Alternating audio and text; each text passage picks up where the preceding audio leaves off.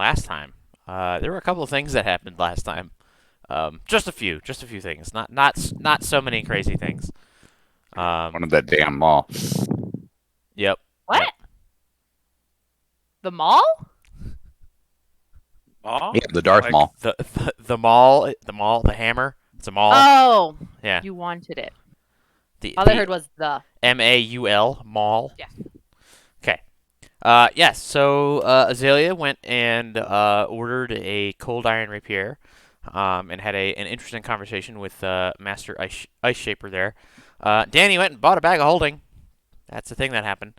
Tor got a silver battle axe, and you all end up eventually getting some winter clothes. And Syrah, throughout your kind of journeys through the city, you found that there was a party going on in a couple of days' time, at which Danny had also discovered from his incredibly sick friend, Gage, whom he, gave a couple of potions to and seemed to have healed him anyway of whatever was ailing him. Um, yeah, you guys got some more information. Azalea got her rapier. Yep, you're from Gage. Yep. Something about the porcelain woman, if you remember that. You guys were told we were warned about her, but not much was really given to you. You guys ended up doing some reconnaissance after talking to Captain Brinegrinder, who told you guys that the ship would be ready the day after the party. Um, so you guys ended up kind of staking out the Quickthorn estate. Syrah ended up talking to one of the servants who was badly beaten, very cruelly taken care of, and in this case, kind of added another element to this strange porcelain woman. You guys infiltrated after most of the guards and servants had left for the party, essentially just throwing a rope over the wall, kind of grappling over, and then ended up going just straight through the servants' quarters to get to the servants' tunnels. And that same servant, that teenage boy, happened to spot you, and he just kind of went about his business, pretending not to see you. Um, you guys ended up heading up to the second floor, where Azalea, you kind of remember there being a library and some like studies and a conference room, where yeah, it was clear of anybody really, but you kind of dug through uh, people's stuff, and you kind of stuffed some things in your pockets and grabbed some things. And um, Azalea, you tried to pick the lock to the study, and then figured out that you had the key to the study. Um, but so you opened the study up, and you were able to grab a bunch of the stuff out of that kind of big locked cabinet. Notably, some ledgers and some other bottles of potions that you had identified, and that we'll go over here shortly again. Um, and at that point, the porcelain woman herself kicked the door in and immediately went to work with her comically large maul, her two-handed hammer, um, just kind of pummeling the shit out of you guys. But you guys kind of overcame that mostly through lots of persistent fire damage, just consistent. She could not save from, and she burned pretty hot, and she got up to, you know, trying to kill you guys, but Azalea kind of tossed the dagger into the back of her head, and kind of took care of that. And as Danny tried to lift the maul, which is twice, probably three times his size, he actually picked it up, but the weight and the number of crushing blows that she had missed had damaged the floor enough that he couldn't carry it, and he had to drop it, and it went through the floor, taking the porcelain woman with it down to the first floor. At which point, you guys were confronted by guardsmen and immediately leapt out the second floor window. Some of you not so good at climbing as others, but that's okay. You guys got out onto the lawn and ran across the lawn, kind of this tense escape where the guards thankfully didn't seem to notice you as you hopped back over the wall and fled eastward back towards the Silver Scale Scullery. And at this point now, it's very early morning on the 15th of Absolute on a Vi day, and you guys are on the streets. Close to the Kothon. You're not quite there yet. You're kind of dodging through alleyways and doing your best to avoid notice by anybody, really. And snow had started to fall this early morning, and it's not really sticking. The roads are still kind of warm, but you figure if it stays this cold or cools down more, it'll probably freeze and be difficult to move about on without slipping and cracking the skull open. So you guys take your time, but you're still moving quickly to kind of get away. And I need everybody to make stealth checks, please. What's your roll to 15? Uh-huh. Which is better than what I just rolled. That'd be a 14 total. 16.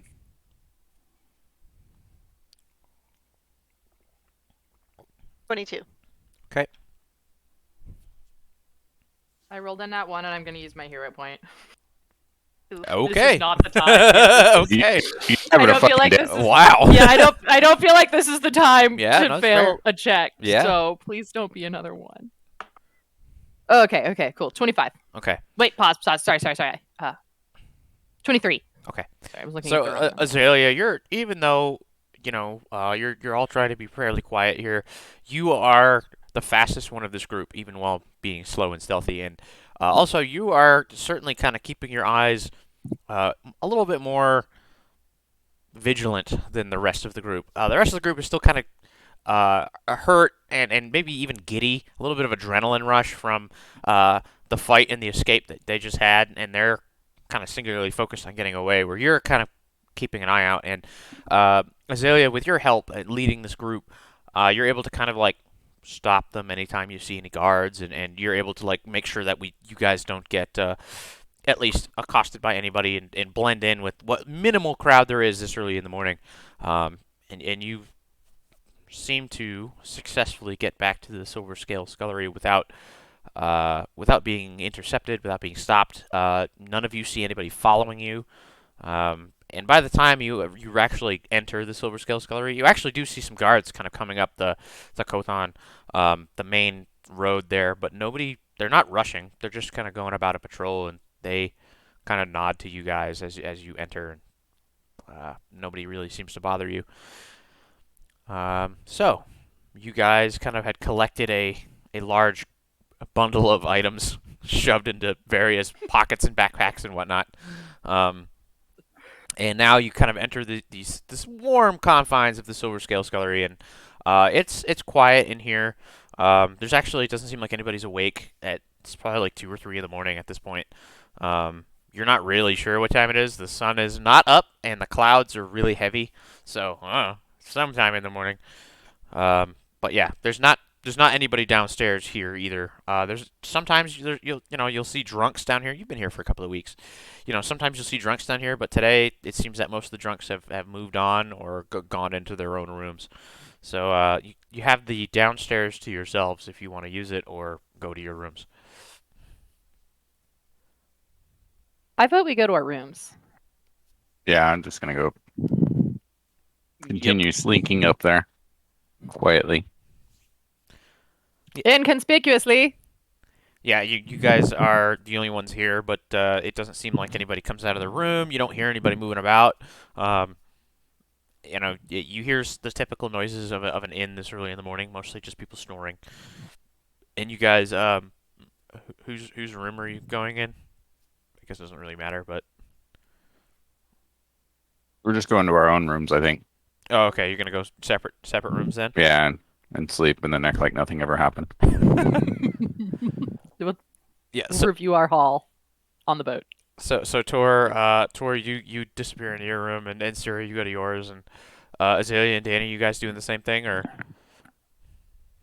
Yeah, I'm gonna go to my room, but I'm definitely gonna mess with the silver skull pendant. See if I Okay. can figure out what it is before I Sure. call it a Yeah, day. I'm gonna go quickly look through some of the papers I stole. It Okay. looks important. Yeah. So Sarah, you pretty promptly. Is there anything you want to go do before you go to bed? I or want to you just- investigate this coat. Okay. And then Tor, is there anything you wanted to do? Nope. Okay. So Tor, you pretty much like close the I'm door, exhausted. lock it. I You just raged. Oh yeah. fall over onto the bed and just pass out. You're just unconscious. Syrah, I need you to make an arcane check. Or like Ooh. well, I guess it'd be a you could do bardic knowledge if you want.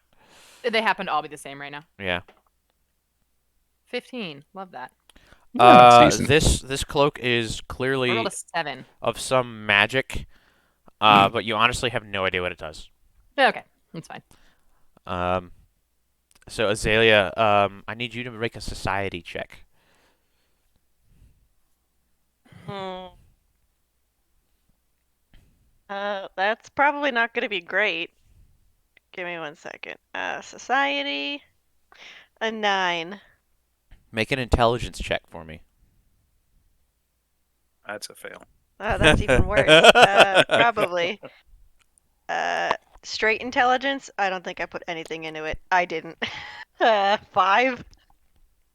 Honestly, I rolled a 5. you're pretty fucking tired, and honestly, this appears to be mostly like payroll, like for servants, mostly. These are like they're 3 tomes, and you realize that with even with your minimal rolls and your extreme tiredness, you note that these are not written in any sort of obvious code. This is just like clear. This service or good or item, this amount of money. They're just like pluses and minuses, and then at the bottom of every page it's kind of tallied up. And you can't really like decipher right now like what's important and what's not because they're pretty hefty tomes. You'll probably have to look at them again in the morning, but you probably have something good here. It was locked up. I'm sure there's something in here. I'll take a look at the potions now, real quick. The other stuff So I you grabbed. had already figured out what those potions were. Oh, okay. And they are they're potions of shared memories. Essentially, Oh, that's right. they're generally clear until they're imbued with a memory, and when they're imbued with a memory, they take on a certain like a color, and these are like reddish in color, so they have memories in them. You can drink one if you want, or both of them if you want. Yeah, right before I sleep. That sounds like a bad idea. I'm gonna go take a You ready nap. for a nightmare? Yeah. Okay. Nightmare fuel, literally. You also have you have a pendant that you had picked up as well. That was kind of there, and you can make Is an it occultism check if you want. occultism? Yep. Alright, let's try it. Well, alright, I rolled decently on that one. I don't think I have any modifiers for it, because I think that runs on intelligence, and I'm not smart. Yeah, I'm not smart. 14. It's magical. Cool. And you look at it, and you really get a chance. You just kind of grabbed it earlier, and you really get a chance to look at it. And it looks like it's in the shape of like a stylized eye. And there's a small like gem in the middle, and inside that gem, you can actually see that there's looks like a very small scrap of like parchment or something like that. There might be writing on it, but it's really hard to tell. But it's clearly some sort of magical item. But it looks like an eye. Yes. I'm gonna put it away, but I'm gonna wrap it up, just in case. Oh, it's not looking at you. Yeah, I Okay. don't like that. Okay. Cool. Neat. Are you just gonna go to bed now that you've kind of looked through all your things? Yep. Okay. Danny, so you had picked up a lot of potions you just kind of shoved into your bag, and some goggles, which you recall were alchemist goggles. You pretty identified those pretty Pretty straight cool. away. But you can do a craft check if you want to identify the other potions. Sure. Craft. Huh. Ooh, 20. Dirty. Okay. Nice. So the first 3 are shrinking potions. Just simple shrinking potions.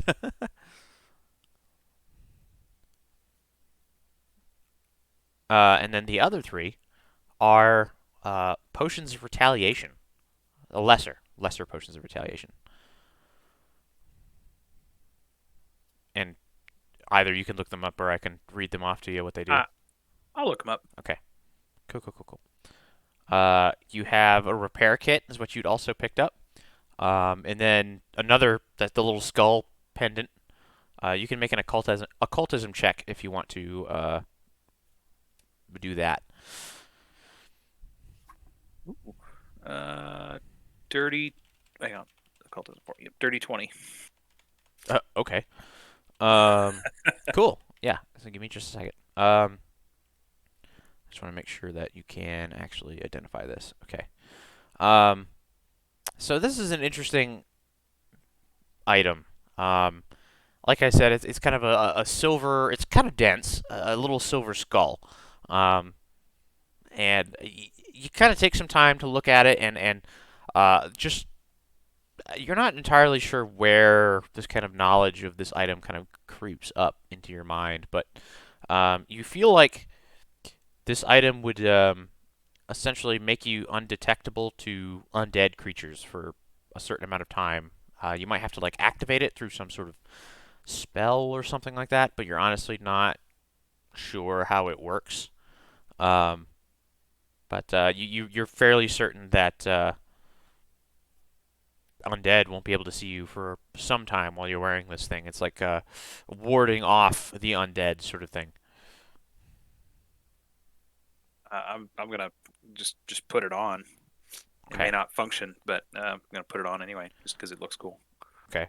Are you just gonna like? Are you gonna try to make it work, or are you just gonna wear it and be done with it? I'll try to make it work. Okay. So yeah, you What like do you First, isn't it? try? you kind of like yeah. What do you? How do you try to make it work? Do you just think about it? Like, do you try to find a button Sniff on it, it. or what? I'll bet. Kiss it. um, Whisper to it. yeah, I mean, I don't know. I'm just gonna hold it and Think real hard. think real hard. And, Yeah. So you You know. you take a second Go, to kind Peter of look Pan. at it and really kind of contemplate what it is and as you kind of just think about how you want it to work, it actually takes a lot less effort than you think it will. And you're looking at the little tiny little eye sockets, and they kind of glow a very slight green for a moment. And you feel like there's some energy around you. You realize that mechanically speaking, it is an interact action to make it work. So Okay. you just kind of like you looked at it, you thought real hard about it, and boop, it seems to have worked. And you also, beyond this, you also picked up a large coin purse. yeah. Would you like to take the time to count the coins? Yep. It is a very heavy coin purse, and you like kind of shake it a little bit. You look in there, and there's just a lot of gold coins in here.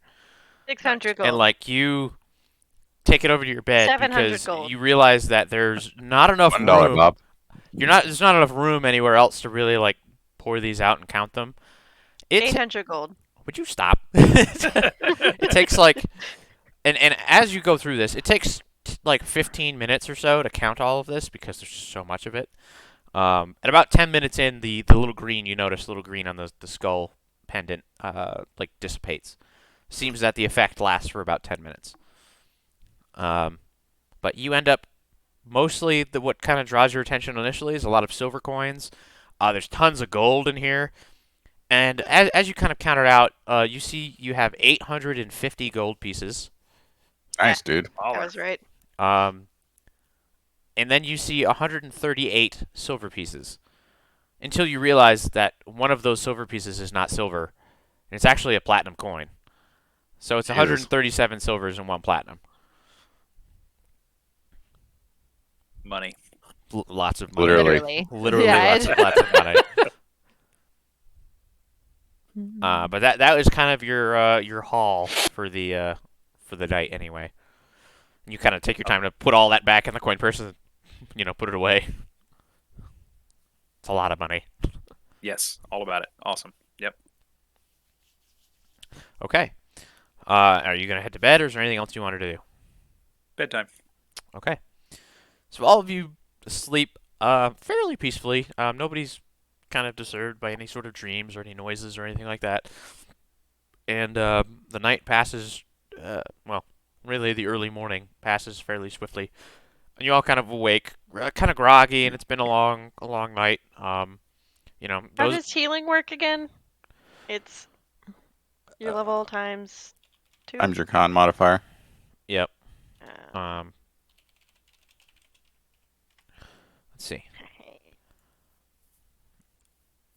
Yep, their con And then mod Tor can do multiplied some by their medicine level. checks. Yep. Well, I'm not quite to full, but I'm better.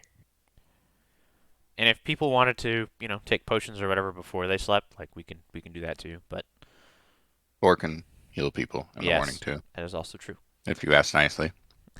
I'm not gonna. And his names aren't Syrah. That's okay. I have literal healing spells That's true. that I used on you. You're I know. fucking rude. This is out of character anyway. Guy's an asshole. Yeah, checks. But yeah, I'll be doing medicine on myself Okay. in the morning. Yep. Part of like while everyone else is preparing. Yeah, so spellcasters and alchemists and whatnot need to prepare their things for the day, and Tor is doing medicine checks. And Azalea, you're the only one that's kind of doesn't have to do anything in the morning. Are you just gonna hang out in your room, or are you gonna go get breakfast? What are you doing? I'm gonna try to take another look at that pendant. See if I can Okay. figure out what it is today. Now that I've slept and I'm not exhausted. Okay. Yeah, make another occultism check. Well, that's worse. 4. No idea. Now I'll go look through the papers again. Okay, make a society check. Oh, better. I forgot what my modifier is. It's a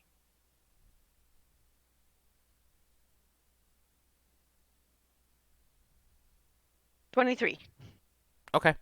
So as you are kind of going through these papers, you actually hear a slight click, and you had locked your door, but your door kind of swings quietly open, and you see a familiar gnomish woman with her kind of spiky cyan-colored hair and her crimson vest and her bright yellow pants.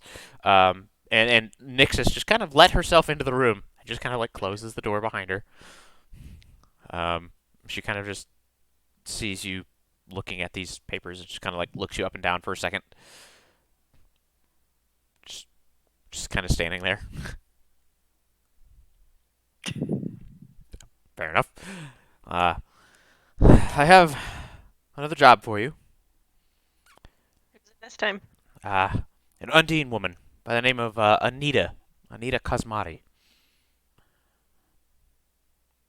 She's Undine. She's got like a buzz cut, kind of seafoam green hair, purple skin. She's got some sleeve tattoos. Best I can describe them as nautical.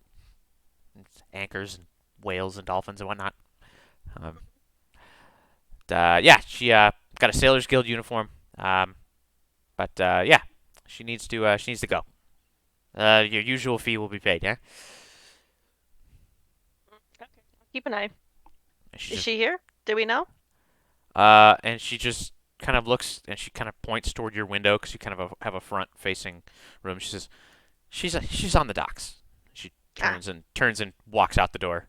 And you hear it click as she steps out and then locks it from the outside and then just walks away. All right. So now that you've been kind of interrupted, I need you to make an intelligence check. God. Man, he likes making you do this. I know, right? Just kind of Shit. rubs it in. Yep. 13. Okay. So you've got a little bit more rest, and there's a little bit more that's kind of coming together in your mind. And there are a bunch of these that you very quickly scan through them. You realize it's 3 copies of the same ledger, and you just kind of choose one and you go through it, and you go through it fairly quickly, knowing that you have another thing to do here. It's something else on your mind now. But the first thing that you kind of come across is kind of the oldest interaction or transaction rather. It's a noted contract fulfillment, and it's a contract fulfillment with the Sailors Guild, and it was noted for 500 platinum pieces. Holy fuck. And it's dated to 10 messes. So 10 messes. That's a few months back. Let me just give you the specific, however many months that is. So it is currently Afslut the 11th month, and Messes is the 7th month. So it's been like 4 or 5 months since, well, 5 months almost more, since this transaction has been paid for. There are some kind of scribbled notes in the corner. What languages do you speak or read? I guess. Many. I think it's Elven and Common. Okay. Well, it happens to be in Elven. Okay. And there's a note saying that it was for transport from Karthos to the city of Felden in Lower Grens, which is far to the west, kind of bordering like Roverdare and the Underhall.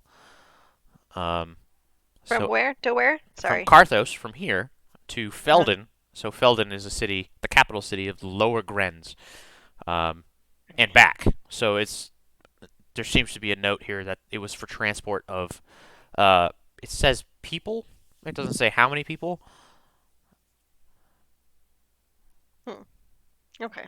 And if you need help finding it on a map, it's the little orange country next to Roverdare.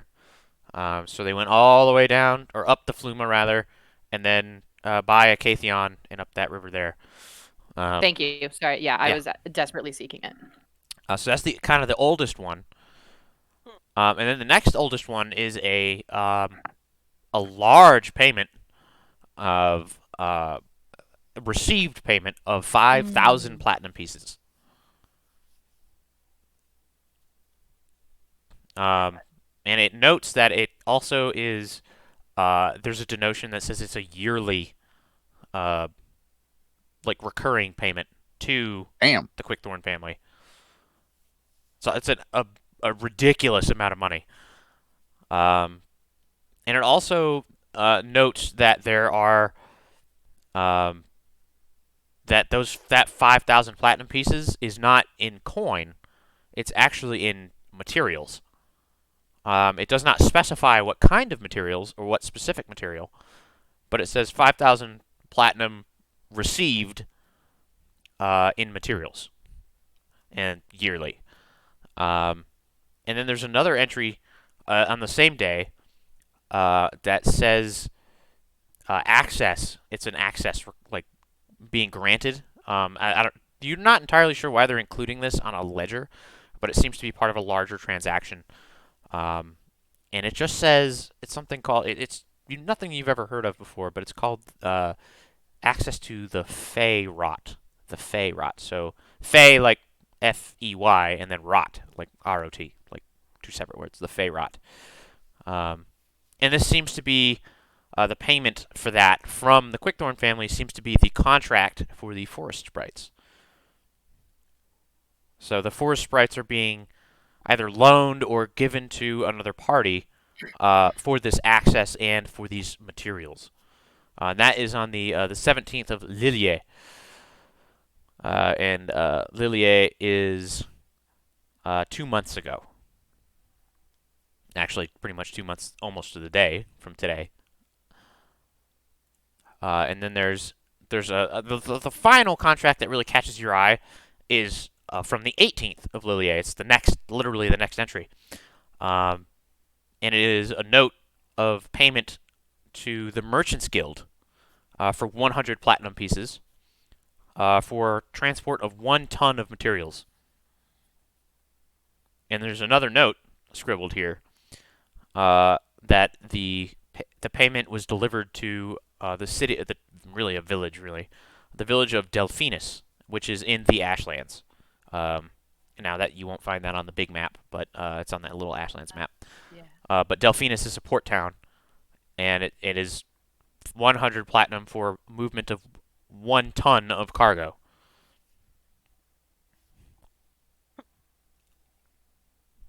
Okay. But those are the only things that really jump out at you. You're sure if you look at this a bit more and for longer, you'll find something, but you spend a better part of an hour like going through it and kind of pouring through these records. Seems like a lot of time wasted. Not really wasted, but a lot of time. I think I'll have somebody else look at this at some point. Someone named Danny, perhaps. That is smart. Someone else involved in crime. Crime, you say? Never. You guys don't do crime. Never. Okay. So, Is it crime if no one gets hurt? Tor, how much healing do you need to do? Oh, I was at 51 out of 76, so more than I can do today. Okay. Or I could spend all day, I guess, doing that, but still. Yeah. Okay. Da. Medicine. That's fine. I would be treating wounds, huh? Yeah, so I have assurance, so basically it's a guaranteed thing. Yep. So it'd be a 2d8. I rolled that and I got 8. Okay. Oh, okay, cool. Yep. Easy enough. Yep. Cool. Okay. Neato. Yep. And I'm You can do what you can do, pretty much. yeah, exactly. I'm immune to treat wounds for the next hour or something like that, I think. Yeah. Okay. And so you guys kind of get through your preparations for the morning and healing and searching through this ledger. And you end up all kind of getting downstairs at the same time. And it's fairly busy down here this morning. There's a lot of... Oh, go ahead. Can I look at my thing again? The code? Oh, sure. You can make an Arcana check. Just 27. Nice. Okay. You realize that this cloak is clearly magical and of some Clearly. sort. I swear to God, if you leave it at that, I will come to your house and kick your ass. Uh-huh. Right now, After leave. it's the session. Oh, You be funny. you realize it's slightly too large for you. It is definitely the size for medium people and not for small people. But it looks extremely comfortable.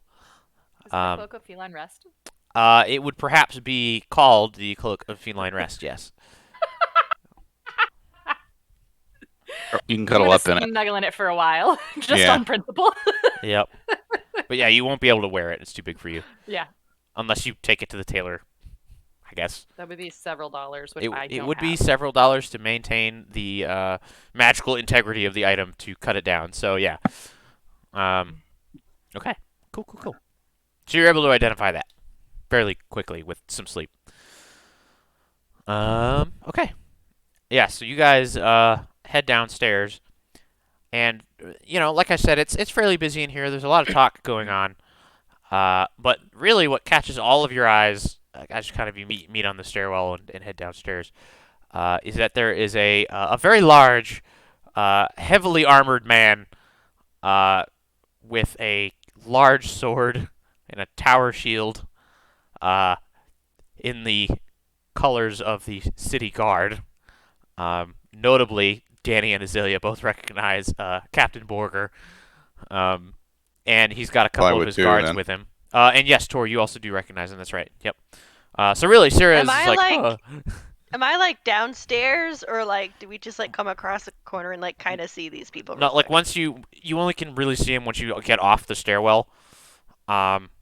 And they are very clearly looking for you guys as he just makes a beeline towards you guys. Him and he's got a couple of other guardsmen with him. I'm gonna message. Don't panic. And I need everybody to Roll initiative. make a will save, please. Aha! Natural 20. Ah! I got a 25. 25. Is that what you got too, Sarah? Yeah, I rolled a 15. Nice. I rolled a 14. Dang. 23. Dang. I Okay. was 16, so. Yeah. So it's nice. 20 plus 10 plus the modifier. Uh-huh. Yeah. 42. Attack! Okay. A smack! A quack! Okay. Attack? Cool. Okay. Cool. Yeah, so you immediately watch as one of these guardsmen you realize is wearing a kind of a very white tunic, kind of emblazoned with a white tower on a gray shield and olive branches. You realize this is a cleric of Sfas, along with these guardsmen. And this cleric, you see that she is an Undine woman. She makes a couple of magical signs, and you just watch as this kind of pulse of magic radiates out from her. And the captain says, Good morning. Good morning. How are you? We're well. How are you? Well, fairly well ourselves, I suppose. Thank you. Now, we told you that we'd come back to question you about the strange vampire attack in the street. Truly, we just have a few questions. We've been It's doing very some traumatic, yes. sleuthing of our own, you see, and my friend here is only here to ensure that you are as truthful with us as you could possibly be. And We They have kind no of- love for vampires, so. yeah, they kind of like look at each None. other and look at you guys and clearly see from Tor at least the veracity of that statement. Like the captain kind of nods in respect to all of you. Clearly, you're being detained, but like you're not being arrested. So you encountered a vampire on the street at about 2 o'clock in the morning, and you fought this vampire. How did you come across this vampire? Walking. Where? I'm gonna point outside. There was like a spot. Do I remember like the roads? Yeah, you remember the alleyways in general. You can describe them to him.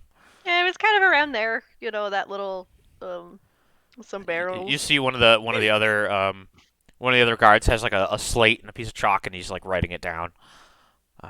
Very well. Now, Didn't you say you saw him attacking a person and that's what got your interest? I feel like they probably want to know that part too.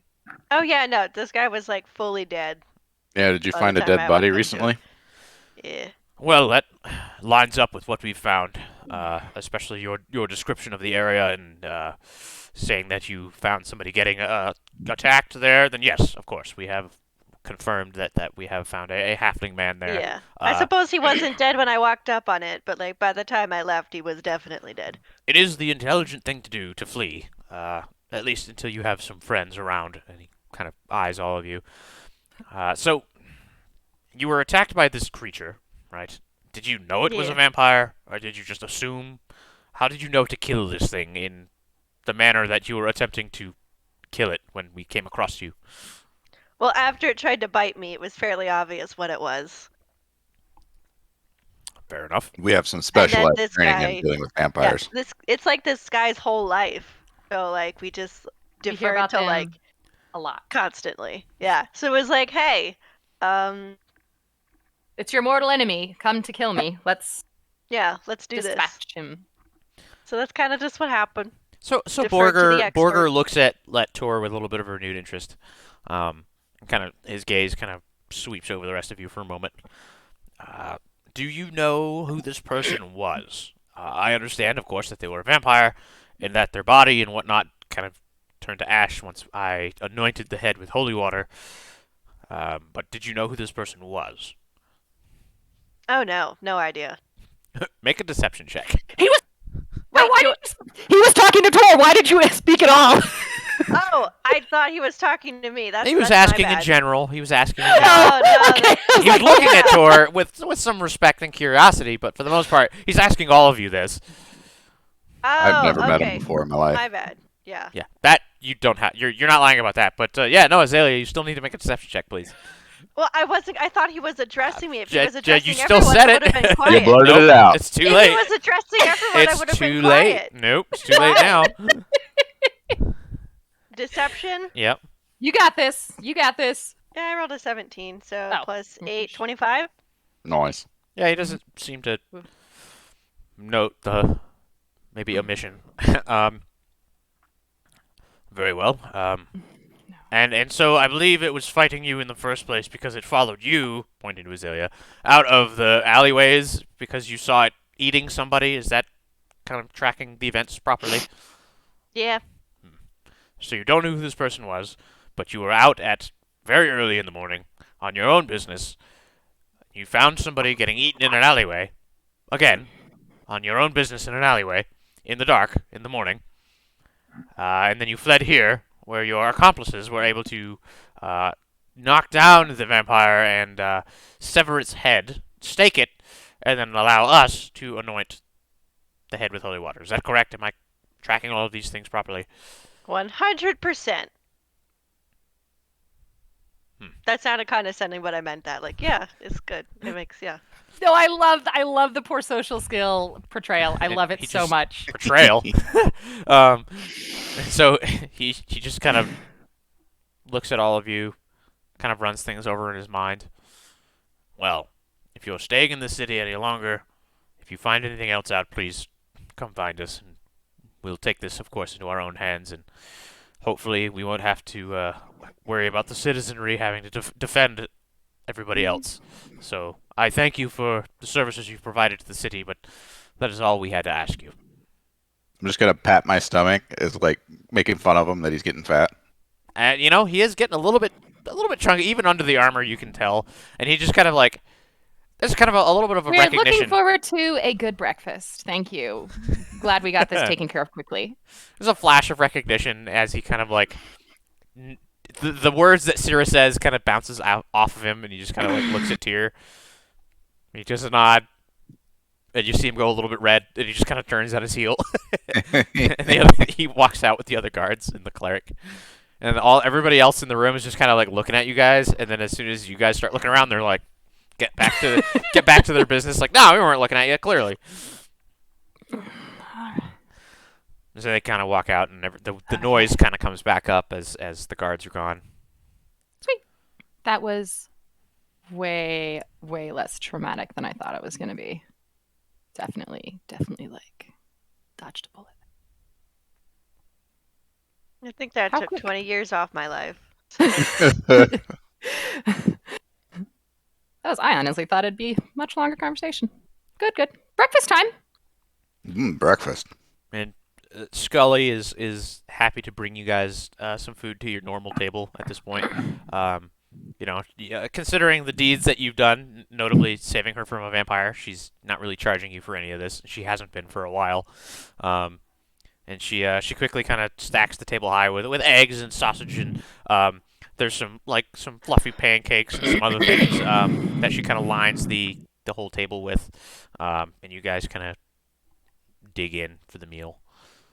Is there anything you guys wanted to do while you were eating? Anything you wanted to talk about?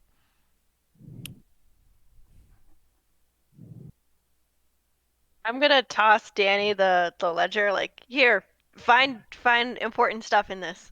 I'm going to try to snatch it out of the air and put it under the table because why the fuck do we have incriminating evidence out in public? Both of They you, don't know. It's just a book. I was just Danny gonna, and Syrah, both make dexterity saves, I guess. like, I'm not like tossing it at a Fucking okay, it's gonna- 7. Ah, Roll a 3. You're both pretty Nah. small, and you We both both just you're fumble. both like scrambling for it, but Danny ends up with it, and he kind of you're able to kind of grab it, and I'm gonna like try to shove his hands under the shove his hands with the book under the table. Stop that! Not being so suspicious. Good God. Why are we throwing books around tables? It's That's just a weird. book. I want him to read it. Oh my god! I lean forward and I just say, be normal most of these people. people can't read anyway. Nah, that's true. That's true. That's interesting. Let's just, dude. It's hours until we get on the boat. Let's just be normal people for the hours until we get on the boat. Then we can do whatever fuck we want. Just be normal people. None of for us are hours. normal. We're pretending. We're just pretending. Just pretend for just a couple more hours. Okay. Well, Wait, fine. I'll go to my room and read it. Whatever. And I'm That's gonna totally grab cool. Good. Yeah. sausage Total normal and thing eggs. people do. Grab some sausage and eggs, just kind of in my hand, just kind of gross and Scrambled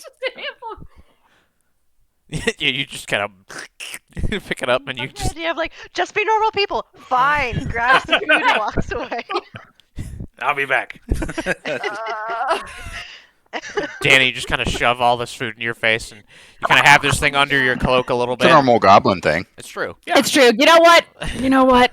Okay. Fair. Okay. Nobody's Come on, we just- nobody's really surprised at you. Nobody gives you a second glance as you head upstairs.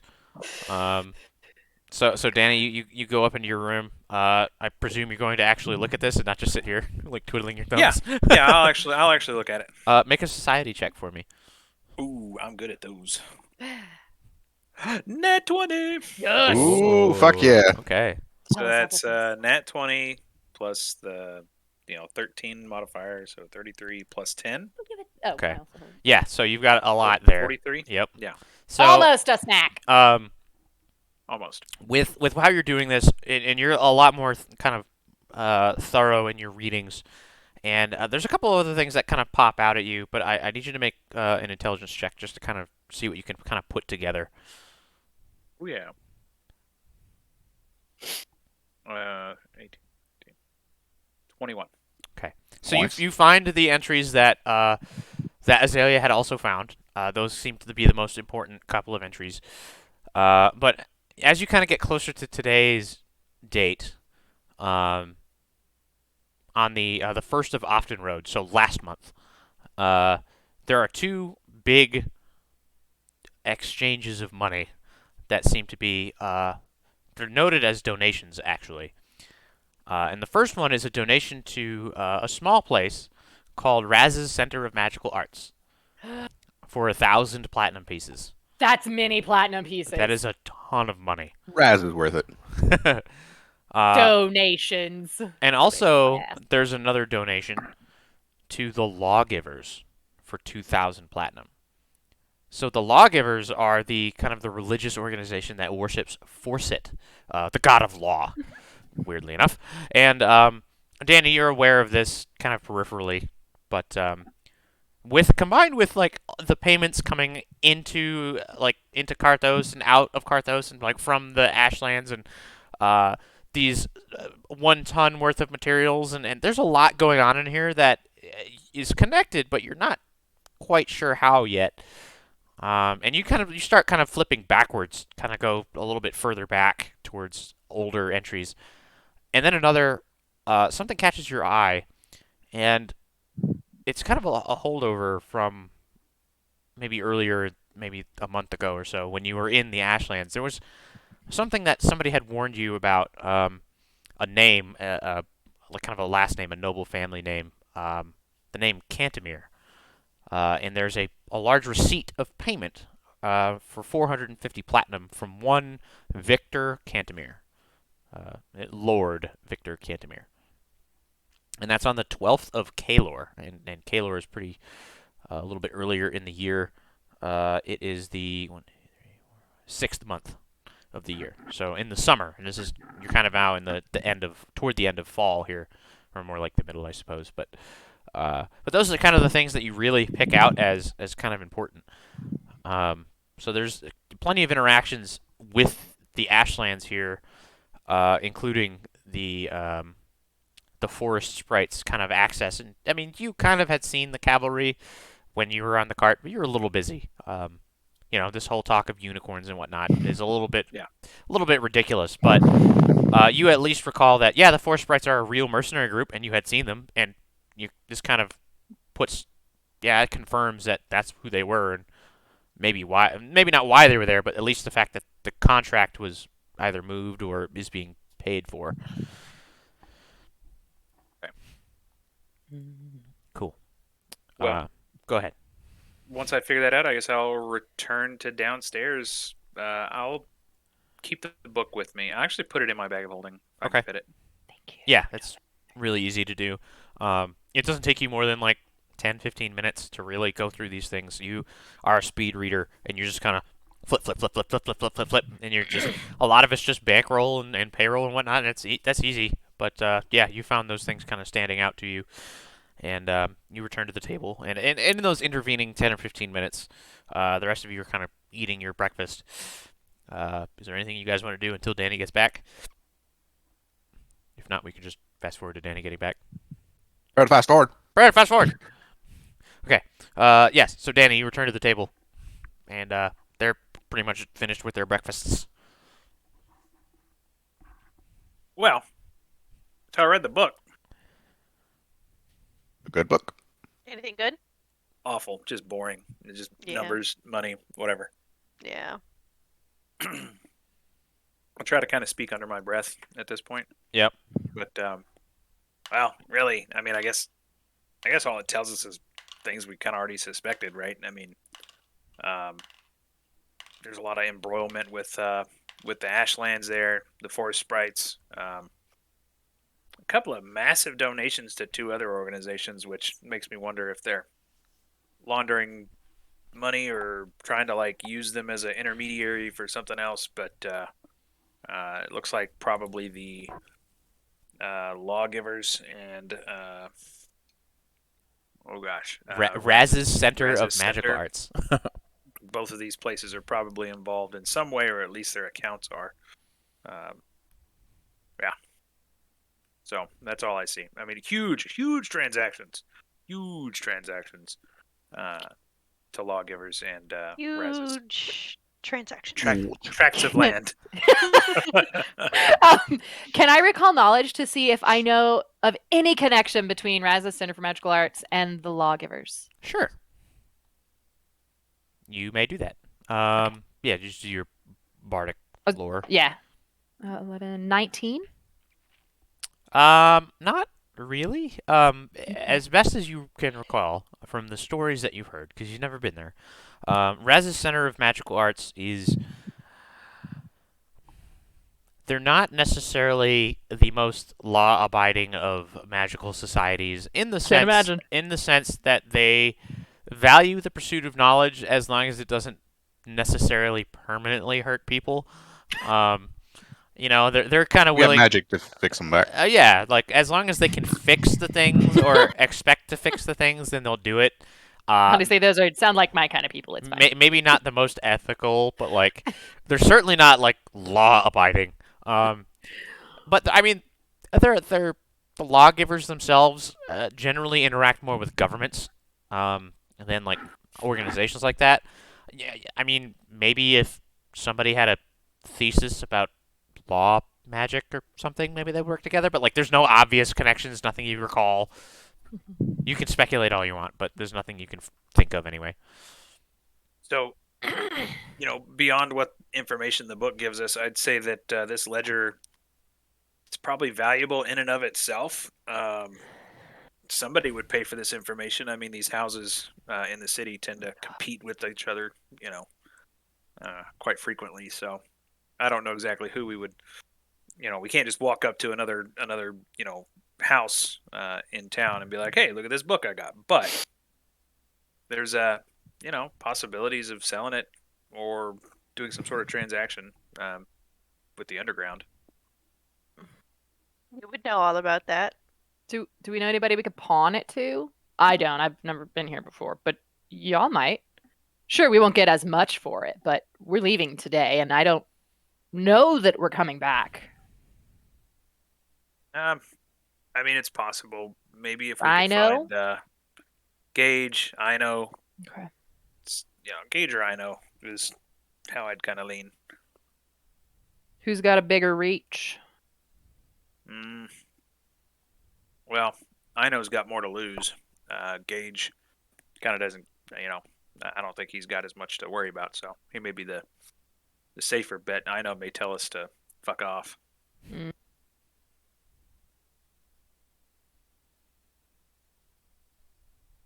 Do we want to try to sell it, or do we care? Do we just carry it with us? Maybe it'll be useful in the future. Got like what, 2 extra copies of it? Are they the same? Identical? Yeah, are they? Or They appear to be. Danny and Azalea, the one who looked at all three. They appear to be all the same.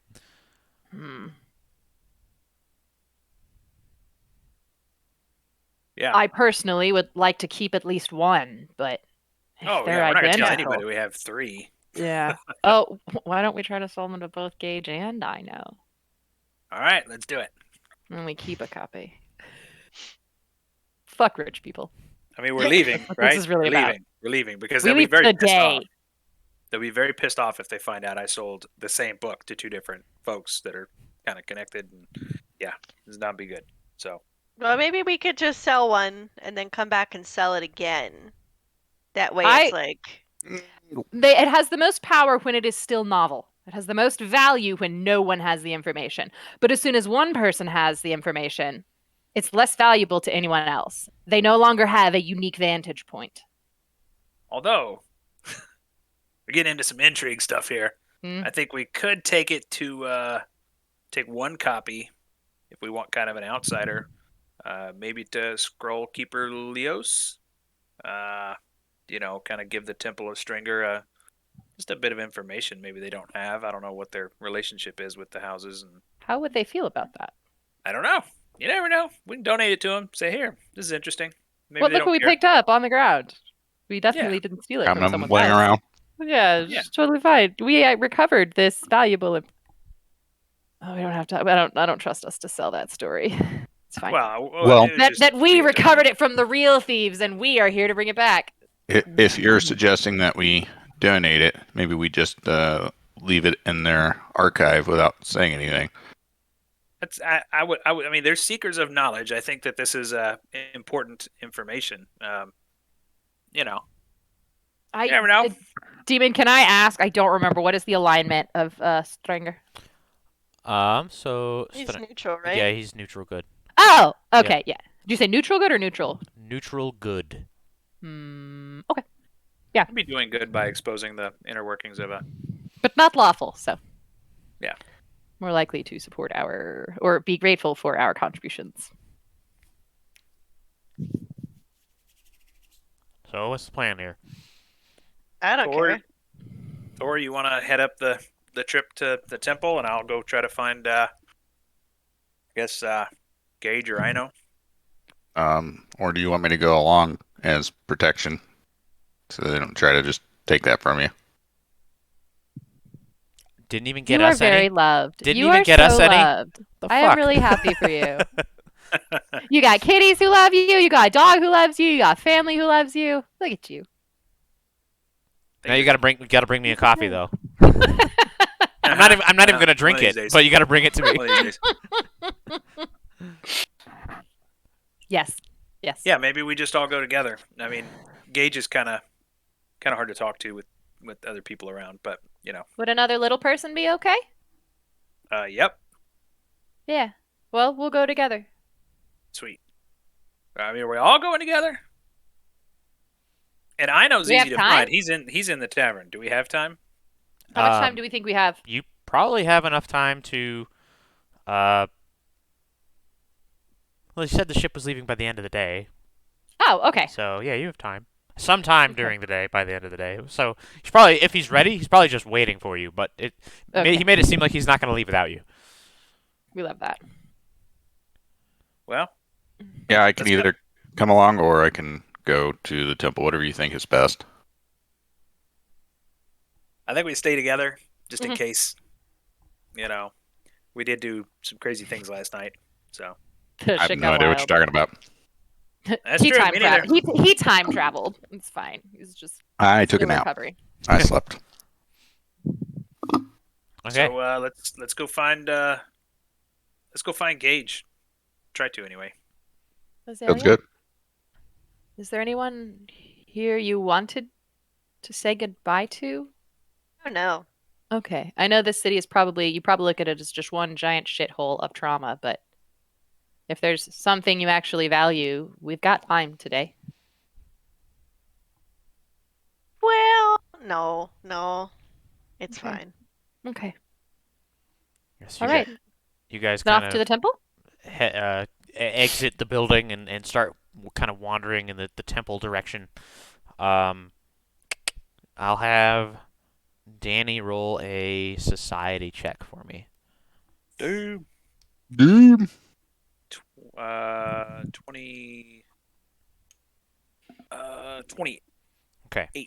So you kind of on the way to the temple, you remember the old haunts, as it were, of where Gage could be, and you do your best to kind of maybe extend the route a little bit, but to pass each and every one of those. I need you to roll a D100 for me. Ooh. See? 54.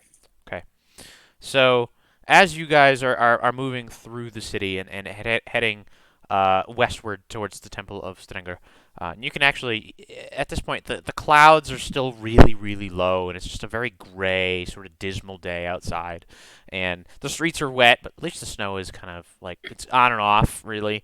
And it's cold. There's a kind of a biting wind swirling kind of through the city, and you do your best to kind of search for Gage. And it takes maybe, 2-3 hours to kind of meander your way towards the temple. And you're actually getting worried as you're kind of running out of like hiding spots where Gage normally is. And maybe 100 yards from the temple as you guys are kind of walking through. And you're kind of looking around and you're not really seeing anything. But Azalea, you pick up the kind of the coppery iron scent of blood as you're kind of passing by one of the alleyways. Danny's kind of looking left down in the alleyway, but Azalea, you kind of smell it from like the right side. And you can look if you want, but Just a little peek. Not trying to be. We'll just see okay. who's dead. Yeah. Oh, who got here? Let's see. Yeah. So as you kind of peer around the corner, excuse me. You actually see a ball, a very like kind of a lean, almost malnourished looking half elven man. He's bald, and he's kind of wearing like very loose fitting clothing. But you can see that his cheeks are kind of hollowed out a little bit, and he's very recently had a tough time. But he looks healthy now, except for like this kind of the spray of blood across his face. You see that he's got a dagger in his hand, and there's a couple of boxes in the way. You can't see like what might be on the ground in front of him, but like there's clearly blood on that dagger.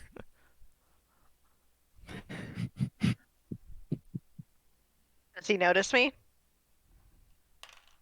Are you trying to be stealthy? Yes. Could you make a stealth check for me? I want to say 26, but let me double check. Okay. Yeah.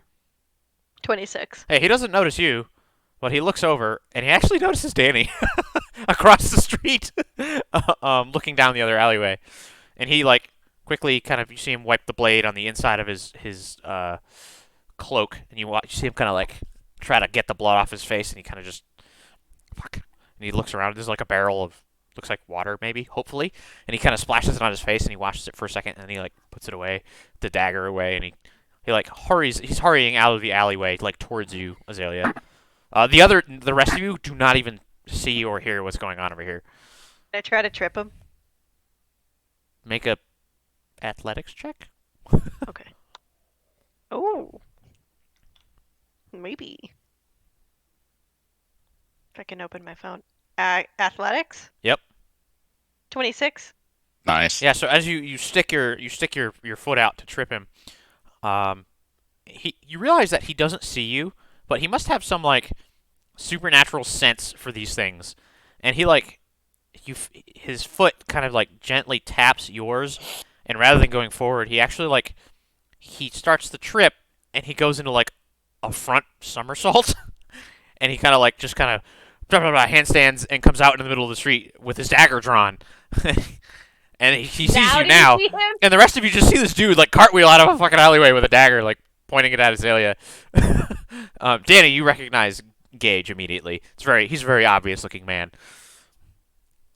He's not saying anything. He's just got his dagger drawn. His dagger drawn toward. You said is he facing Azalea? Yeah, he's pointing it at Azalea. I'm gonna go over there and I'm just gonna put my hand on him and be like, "Let's put that thing away." Are you doing diplomacy or an intimidation check here? Diplomacy. Yeah, okay. I'm not trying to scare him. Yeah. Not yet. Yep, go ahead.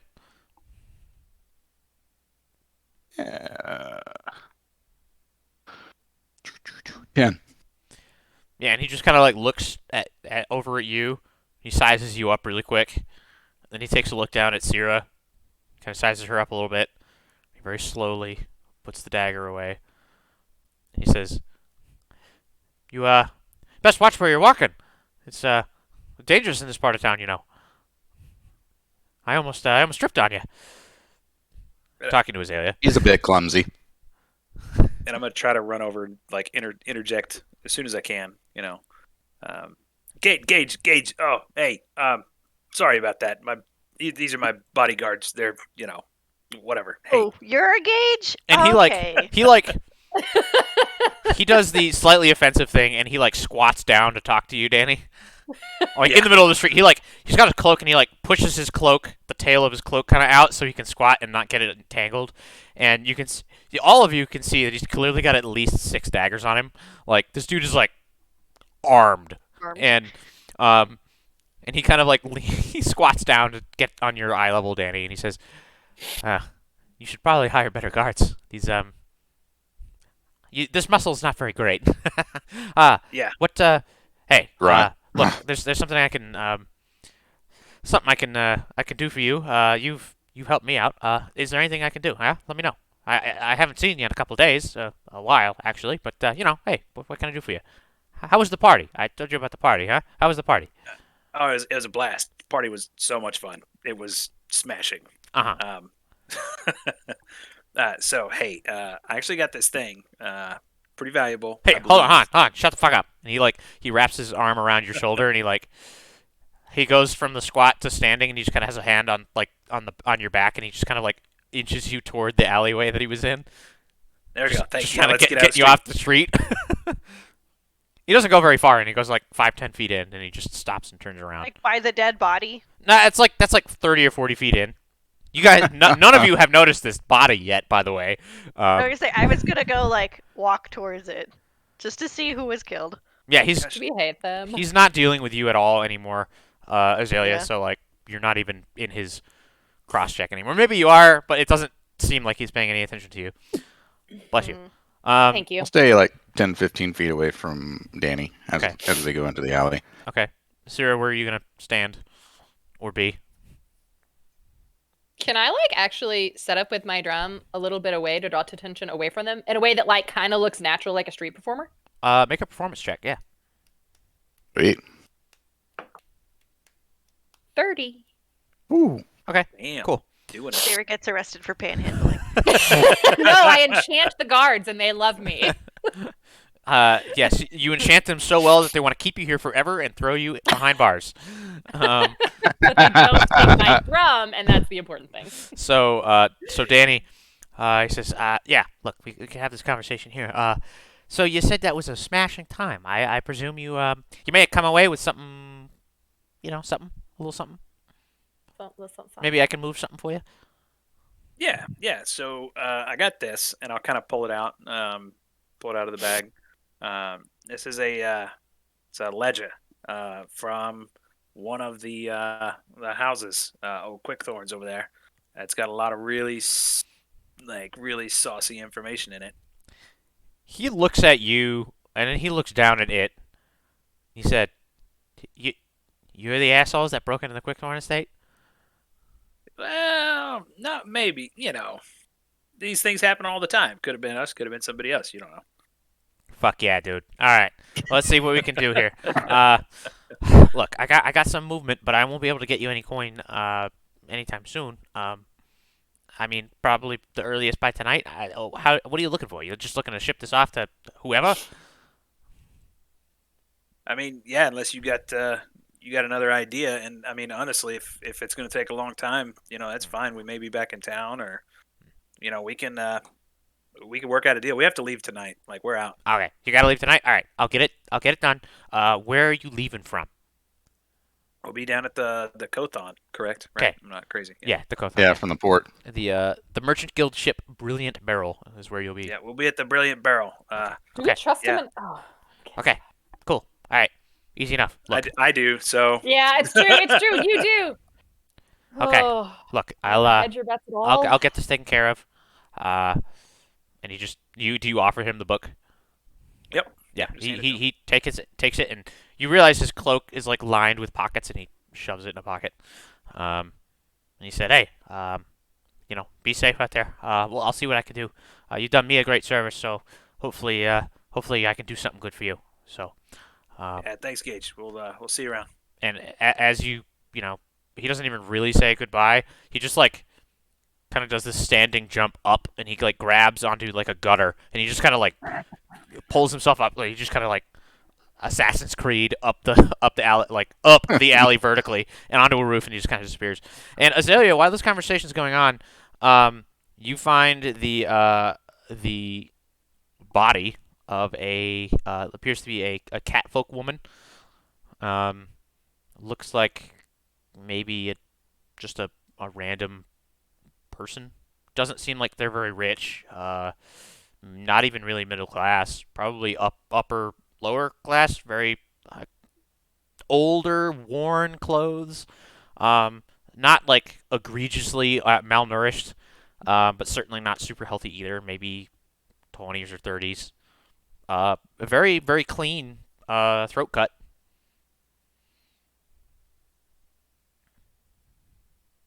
That's as far as I'm willing to delve into that. And I'm gonna turn around. Yeah. No, you guys just see Azalea coming back, and this conversation didn't take more than 2 or 3 minutes, and in that time, Syrah, you had 5 silver pieces tossed your way, and 4 whole copper pieces. 5 silver, 4 copper. Yep. I'll take what I can get. And you guys just kind of step out of the alleyway and head towards the Temple of Strenger.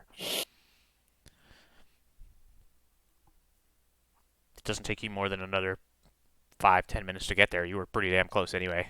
And it's open. There's nobody. The gate's open. There's nobody stopping anybody from going in or out. You see that older gentleman in front of the library, Jonathan. He's there and he's just grumbling for the most part, but he recognizes Danny and Tor, and he very quickly just steps out of your way. Even Syrah and Azalea is with you. He doesn't even question it. He doesn't even really say hi, actually. He's clearly in a very grumpy mood. Very, very just not happy to be where he is. You could just see it on his face. Yeah, so you head inside. Are you looking for somebody? You're just going to, like, put it down and leave? Like, what are you trying to do here? Because Azalea has the other 2 copies. So. That's right. But yeah, I mean, Danny, this is kind of your plan here, so. So how do you guys think we should do this? You're asking me? We came here because I thought you had a plan. Well, I mean, opinions, groupthink, and it's Does- always better to. Is there like a Dropbox to return borrowed books? Is it that kind of library? Not really. There's like a receptionist though. There's a dwarven woman, not Scrollkeeper Leos, just another one. But she's there. And she's stroking her mustache. She's just kind of like. Let's just go put it on the scroll keeper's desk. Okay.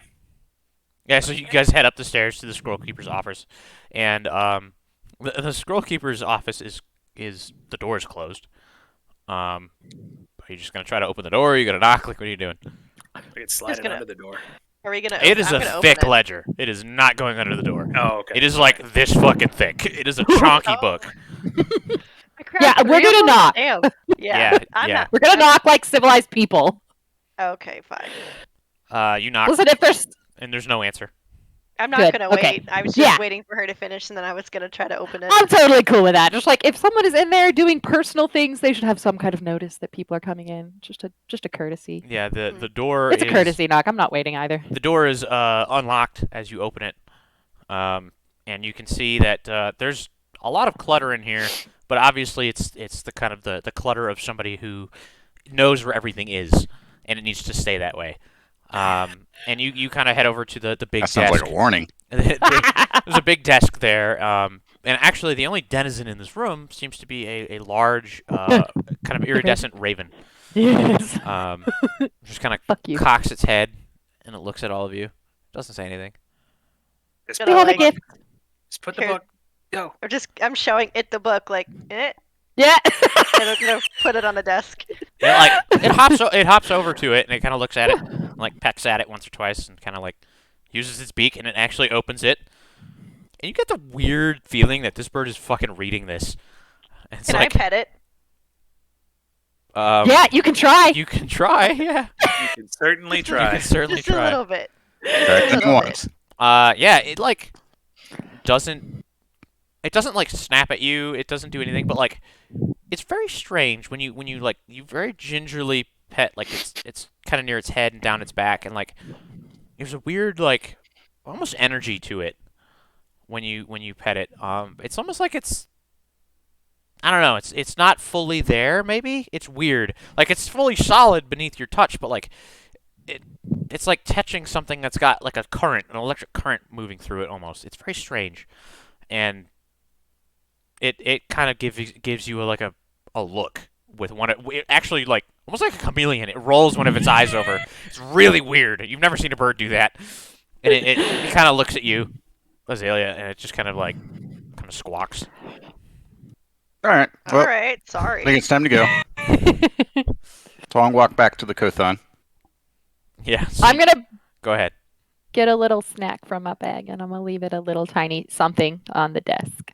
Yeah, you find some a dried like a raisin, and you kind of like put it there, and it looks at it, and it looks at you, Two Okay. gifts, cocks its head a little bit, and then I'll leave. and then it looks at it looks at the other one, and it kind of looks back up at you. Clearly, some suspicion here, but it just watches as you guys leave, and as the doors closing, you guys can look back in the room, and you see the raven's gone back to reading, and whatever snacks there were like when you guys weren't looking, they were gone. So it clearly ate them while you weren't looking, and then like it's gone back to reading as the door closes, and you guys exit the temple. Nobody stops you. None of the scribes even like bother you. It seems that at least Tor and Danny are well known here now, anyway. And you guys kind of successfully escape the temple without being confronted by anybody. And so at this point, you guys, it's like midday, and you have to make your way back to the Kothon, like Tor had said. Is there anything you guys wanted to do on the way back to the Kothon / the ship? I got everything I need. Nope, just get back safe. Okay, We all have warm clothes. Yes. you do. You all Warmish. warmish. So you guys, you've picked up your all of your goods from the Silver Scale Scullery, or you at least head back that direction to do that. And you notice that as you kind of pass the edge of Merchant's Row, there are guards like just kind of questioning people on the street about a strange happenstance in the night, or the morning, and something about breaking windows, and something about some large people, and something about a really tall person with like green hair, maybe. Oh. Oh, I'm definitely gonna put my cloak on and try to sneak away. Yeah. And then you hear that there was like a really short green and gold person, like some weird deformed goblin, maybe. Very deformed. And then you guys realize that they're like the guards seem to be conflating like all four of you, and like kind of mashing the two of you, the two tall people and the two short people together. Like Oh, that's there's so a lot of funny. really weird like mixed, like yeah, patchy green and gold skin, and or like gray skin and green hair, and like really muscular, but like yeah, it's actually kind of funny for you guys because you don't even have to try really. Like okay, there's enough I'm weird gonna- people here anyway. I'm gonna message to Azalea. Do you want me to press to digitate your hair to a different color just till we get on the ship? We might not even have to, but make it Red? yeah, we'll do red, something very, very not anything close. The 'Kay. opposite, in fact, of what they're saying.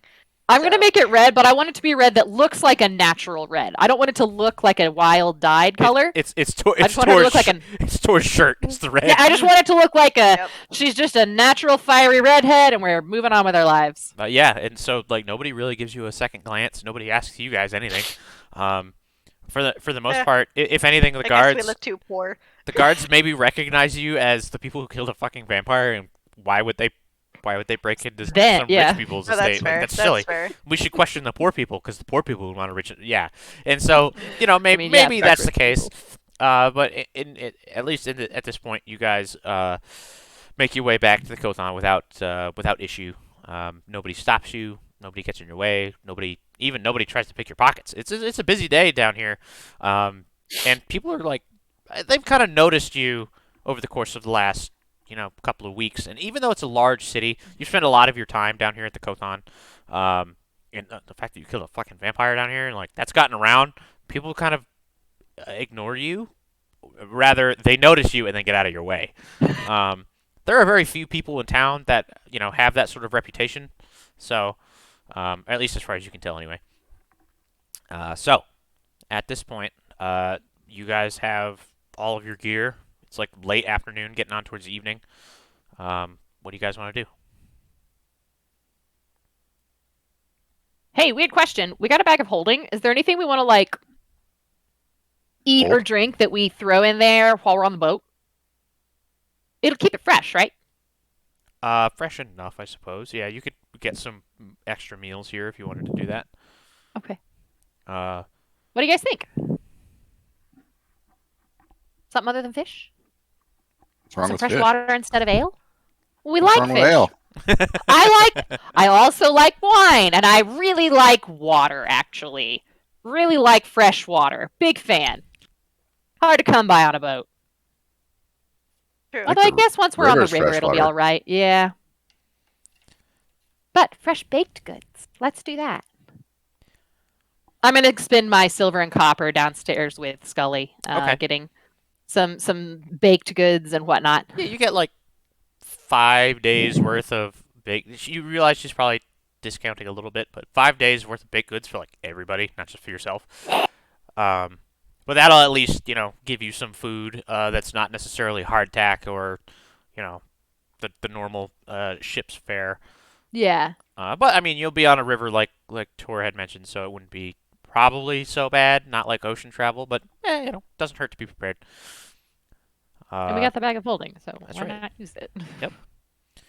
So you guys And collect when your I things, take get that. the Go ahead. Oh, No, I'll go say ahead. I'm going to take it to Danny's room to drop off the food. And when I drop off the food, I'm going to make sure I close the door behind me, and I'm going to tuck the cloak in there as well that I took. It's a gift for Azalea, but I'd like to keep it as quiet as possible till we're on the ship. Okay. And we'll stuff it all in there. Cool. And then I'll head back out and just pack up all my things for. As soon as Real she's time. gone, he tries it on. Also too big for him, so True. it's fine. It's true. It would be far too large. It'd be like I'll those make a little- ridiculous like cartoon royal cloaks that are just like 20 feet long. Like if there's like a chair in the room, I'll make a little like fort with it. Prop I everybody love up. it. I love it. It feels like home. Feels like home. So comfortable. Yep. It's big enough for both of us. We just have like a little tea party. You guys could stand on top of each other's shoulders and wear it like a person. We Like could- three No, we goblins need in a trench third. coat. We need a third, yes. Yep. You could do it. But yeah, I head back to my room and I pack up all my things for our departure. Tor, is there anything you wanted to do in this intervening time before you leave? Nope. Easy enough. Azalea? Just gonna grab my stuff and head out to sea. Danny? Yeah, I don't have anything planned. Just Okay. get ready to go. So, the day kind of draws towards a close, and you guys head over to the Brilliant Barrel, now beautifully repaired. The flout has no obvious damage, no nothing Don't like that. nothing that looks like it's going to make it not seaworthy, and you can see that there are guards kind of like questioning people along the coast line in general as well.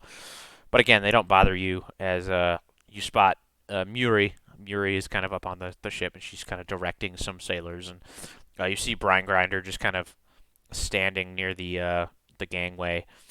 And let's see. And Danny and Tor, you actually both notice Gage sitting at kind of the end of like the quay, as it were, just kind of sitting and still hiding in plain sight, but you still notice him. He seems to be waiting for you. Looks like your Yep. friend, Danny. Yep, maybe I should walk over and have a quick conversation. All right, I'll stay loosely behind. I'll stay like 20 feet behind him. Okay. Yeah, that'd be nice. You never know. Yeah, so Oh, you head over there, and he stands, and kind of out of his just general demeanor, it looks like he's trying not to be seen by anybody else. He's very shifty, and he just says, "I I got the package taken care of, and good luck to you. I need you to make a perception check. Ah.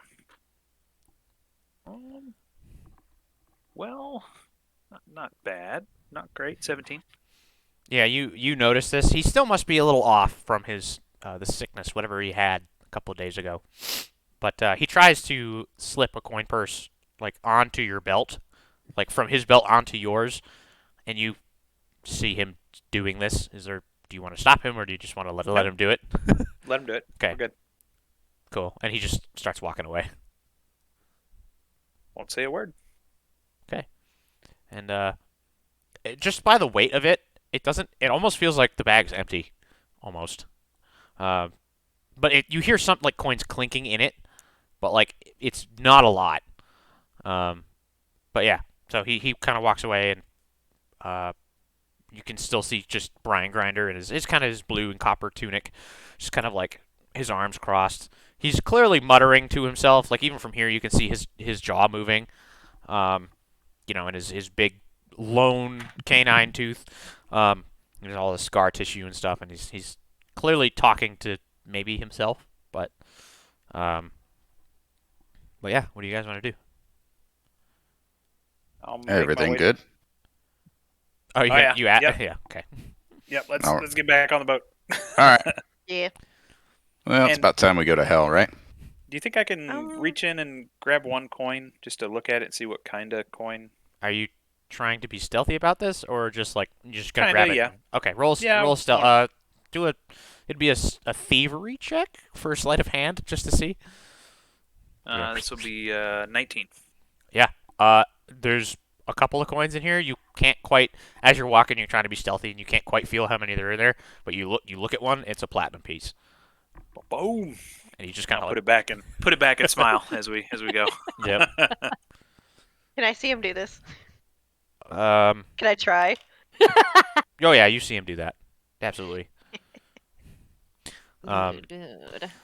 Cool. So, Brian Grinder kind of stops muttering to himself in his guttural language, and he looks to all of you, and he, ha ha! Welcome back to the Brilliant Barrel. Clearly, the greatest ship on the Kothon.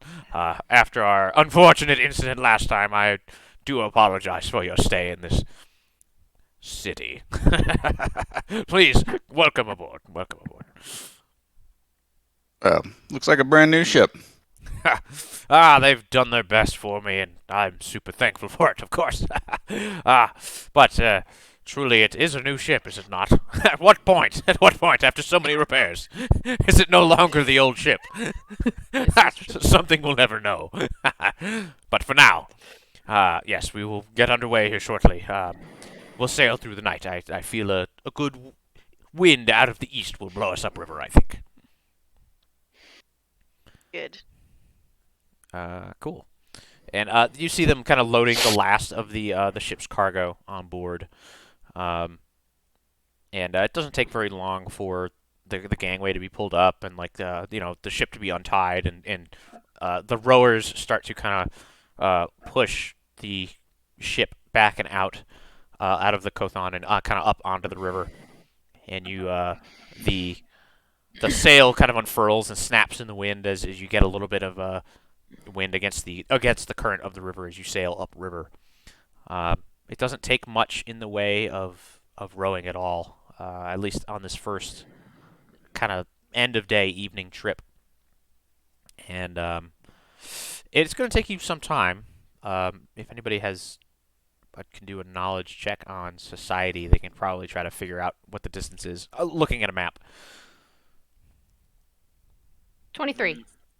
Yeah, not good. Ooh, natural 20. Wasted Hell it. yeah! Wasted it. Yep. It is Wasted. 500.3 miles. Yep. Yeah. It will take you approximately 5 hours, 3 minutes, and 2 seconds. No, I'm just kidding. It's going to take you 5 days, actually. So, especially against this current, you're not going terribly quick, and that's only as long as you maintain this wind.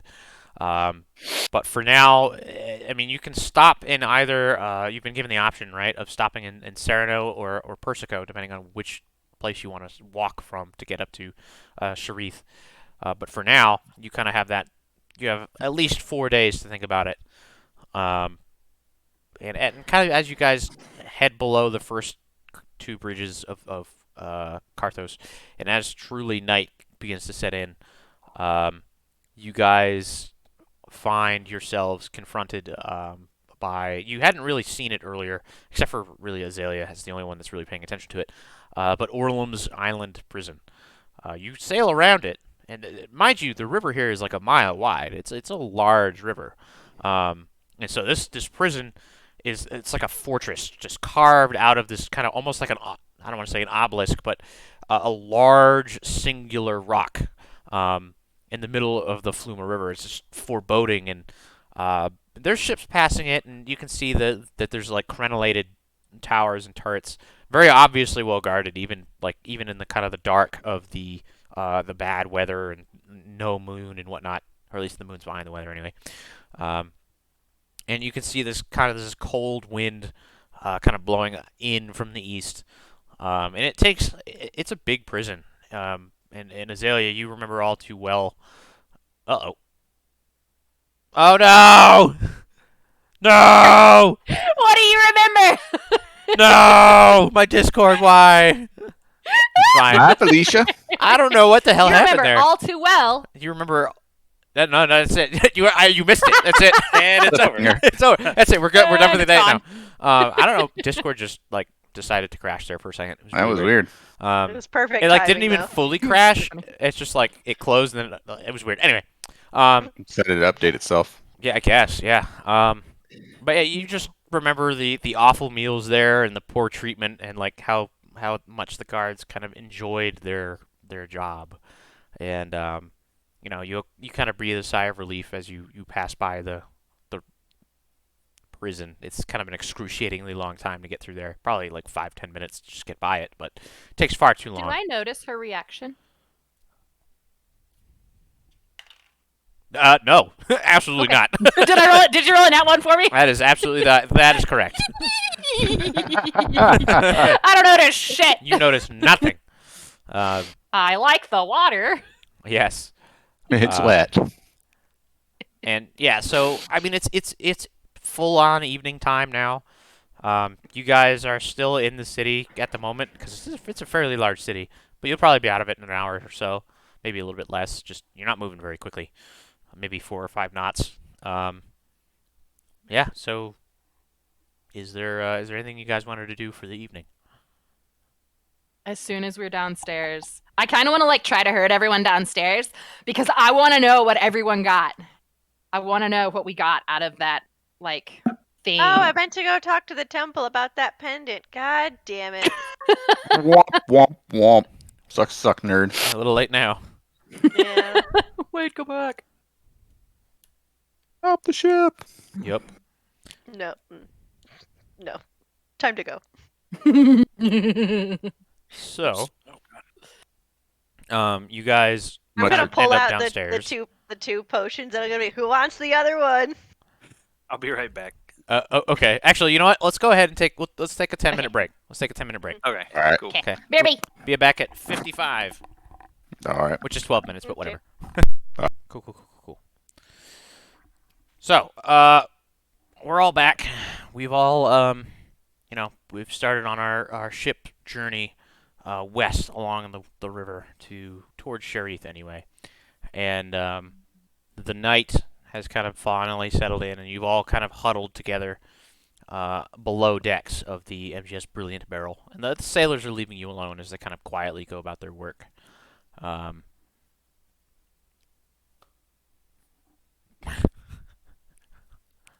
Why are none of you role-playing? I specifically asked you to start role-playing. I'm sorry, I had to fish my bite. Danny, get the bag out. Okay. I'll grab it. You mean like the coin bag I got just now? What? No, the bag of holding. Oh yeah. Well, You got a coin bag? Maybe.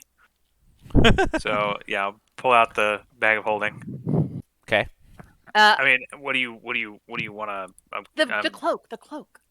Oh, yep. Here you go. And I'll pull it out because it's been like stuffed in there. Yep. Azalea, this is the cloak we took from the study. It is a cloak of feline rest. It's too big for me, but I thought you might like it. Okay, let's try it on. Yeah, you put it on, and It looks snazzy. it's a very sleek black cloak, and it looks very, very comfortable. And it is very, very comfortable, and it's nice and warm, and you're actually kind of feel a bit woozy. I'm gonna curl up like a cat. I'm gonna do what Toasty does, and I'm gonna like try to curl up with you in whatever way is convenient to me. Yeah. Okay. So you kind of you are immediately kind of overwhelmed with a sense of just this comfort and coziness, and you're just like. Danny, right. I think we lost them. That was quick. What else did we find? What do we have? Well, I got this, and I'll pull out the little pendant. Makes you invisible to ghosts and ghosts and zombies and great undead game. stuff. Oh, hey, I got a pendant too, and I'm not wearing it, but I'm gonna show them like, look at this, and I'm gonna like, it's carefully wrapped up, but I'm gonna unwrap it a little bit. What does it do? I don't know. Okay, can I roll occultism? You can. Okay. Straight occultism check. But I've still got my 14. like hands around it, so I'm ready to like. You have no Close it. idea what this thing is, Sierra. I don't know. Shit. We'll investigate later. Danny, Danny, What what does did you this do? find? what does this do? What does it do? Is it the? I'll take it. What is it? Roll an occultism check. Uh, 21. Yeah, so this is something that you have read about. It's not a common magical item, but something that people have kind of made in a generic fashion for a while. And this is it's called a pendant of the occult. Essentially, it gives it allows you to cast guidance as an occult innate spell, and gives a +1 bonus to occultism checks. So I used my knowledge of the occult to tell you this is an occult necklace that lets you cast guidance and stuff. So here, I'll give it back. I don't. Right. I don't know how to cast spells. I'm gonna hand it over. But you to- can with the necklace. I'm gonna hand it over to Sierra I'll take. and drop it. So I'm gonna put it on. Okay. Yep. It is a pendant of the occult, and it's Okay. the lesser version, Mhm. if you find it online. Okay. Cool. So that's the one, and then the cloak of feline rest you've gone over. Go ahead. What else you guys want to talk about? What else did you find? There were ledgers. There's the necklace. Also got some shrinking potions and some retaliation potions and a whole little bit of money. Little bit. It's a lot, but I got a lot of money. And alchemist goggles and a repair kit. I got all kinds of cool stuff. That sounds useful. What is a retaliation potion? I'm gonna bring out the two. We're just having a little party. It's like Christmas. What did you get?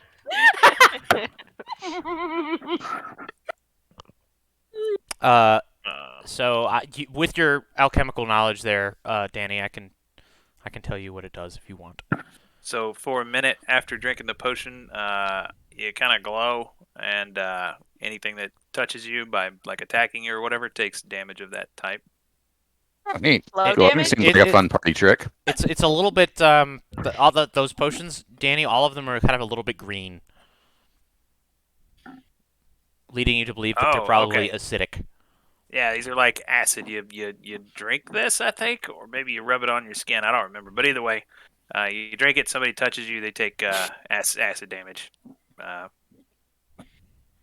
acid pain. As I Okay, say, acid, one acid d4 makes acid. more sense than glow. So Yeah, okay. glow damage. They take glow damage. It's like the inside of a Yeah. glow stick full of shards of glass. Glow damage. That does not sound as pleasant as I imagined. Yeah, so that's all what I got. Love it. I got 2 potions. Who wants the other? What did I do? I don't know. They got memories in them. That Why would we do that? So That I'm sounds that burden exciting. with all the memories. Here, Danny. It would be nice to know whose memories and what we Can you, might expect from them.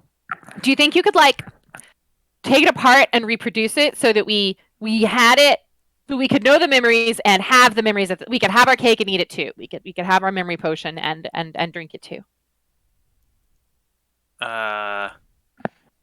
Do I know, how serious are these? Do I know if these are kind of run of the mill? Okay, it's cool. Somebody wants to remember their 5th birthday party or some crap, or is this serious shit? Locked up. I'm assuming it's serious. You can make a crafting check. Just that'll be a 21. so it's a potion, right? So it's magical in nature, so you won't be able to, at the moment, recreate it, right? But yeah, generally speaking, this is it's a relatively cheap potion, but most people don't really want to have these to share with people. It's really weird. You don't personally see a lot of use for this, but this could be pretty serious, especially they're clear when they don't have a memory in them. But when when they are imbued with a memory, they kind of take on a color, and these are both kind of a weird, almost crimson red. Based on the color alone, it's probably serious. But it's kind of a toss-up. You don't have much in the way of experience with these. Danny, what are the side effects of drinking somebody else's memories? They cause you to go crazy or run off and kill somebody if they're a bad memory? Kind of depends on what they're trying to remember or share. Share the memory of. If it's, it could be they murdered somebody and this is a threat. They give this potion to somebody else, or maybe who knows? Really, the only way to know is to drink it, and then side effects. Just depends on I guess your brain, how you feel about things. Potentially, You want dark the second things. one? Are we having a party? I don't know. I only have 2. Nobody else seems cool enough. So you want I one? think, yeah. Do we need for to? sure. Do we need to consume them both at once? What if we Probably not. consumed one No, and then you can do one and the other. You don't have to consume them both. so that it would be evidence? Well, you know what it means. But Sorry, once it's Yeah, consumed, could these be altered? Can someone put in fake memories? the way I understand it, I don't think so. Okay. Does that seem true? Does that seem true there? Yeah, that seems true enough. You don't think anybody could imbue it with a fake. I fake suppose they memory. would just alter somebody's memory instead of making fake ones for someone to find. That doesn't really make sense. You're right. Well, you could also convince yourself that it is a memory, but whatever. You hold this bottle, you think about it, it changes colors, and now you can give that experience to somebody else. So yeah, I'll drink one. Cool. I knew you would do it. So I'm gonna grab one and go ahead and. Where are we right now? You're below decks. Kind What of if by it's yourselves. important information that we need to prove to another person? Well, now we know. Well, And I'm gonna drink one. You'll never know what it is if you don't. Oh, she got it. You're both gonna drink one. Oh, she drank one already. I'm gonna give it a minute now. See And I'm what's gonna going tell on. her Azalea, just focus, okay? Just focus. Chill. I'm gonna ready up to restrain her if she decides to go crazy. I'm gonna do the whole sit cross-legged and namaste focus. Yeah. So you kind of watch as Azalea kind of sits cross-legged, and she's kind of just trying to her best to kind of relax as this potion takes a moment to take effect. And you watch as her eyes are closed, but her eyelids open and her eyes roll back. And she still remains kind of rigid, but you see all of her muscles kind of lock up. And Tor, to your, well, kind of dismay a little bit. It doesn't seem like she's going to get up and start hurting people. So, but you say just in case she needs to be restrained. Welcome to Bed Bath & Beyond. What do you need? I'd like to go beyond. This way. And so, Azalea, you find yourself. It's very strange. You're a fairly tall woman, but you find yourself in a body that's slightly taller. It's weird. It's you're playing a movie through a first person perspective, but you still get the feelings of this person, and you can sense that whoever this person is has a very intense anticipation. They're almost giddy, and you see them open a very large kind of a set of wooden double doors into what appears to be private chambers. And Oh, you I can don't like this. and you can see that there's like a large like king size canopy bed, and I don't um, like this. there Giggity. are like large windows, and you can see that there's like light outside, but not like sunlight. Um, Probably moonlight and torches and whatnot, kind of just Mm. giving a very gentle glow to this room.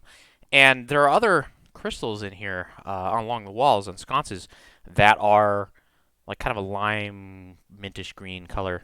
And you can see that there's a hearth and there's a fire there.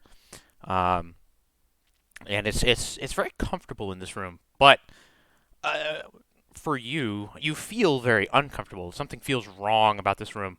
You feel as kind of a sense of disgust as Mm. you can see that there's a few paintings on the walls, some tapestries, and most of them are just kind of are scenes of you notice and remember, weirdly enough, that they are like elven royalty kind of painted out, which is kind of strange because elven royalty hasn't really been a thing for very long, so these are more recent anyway. Um, and as you walk into the room, right, there's like a small sitting Me.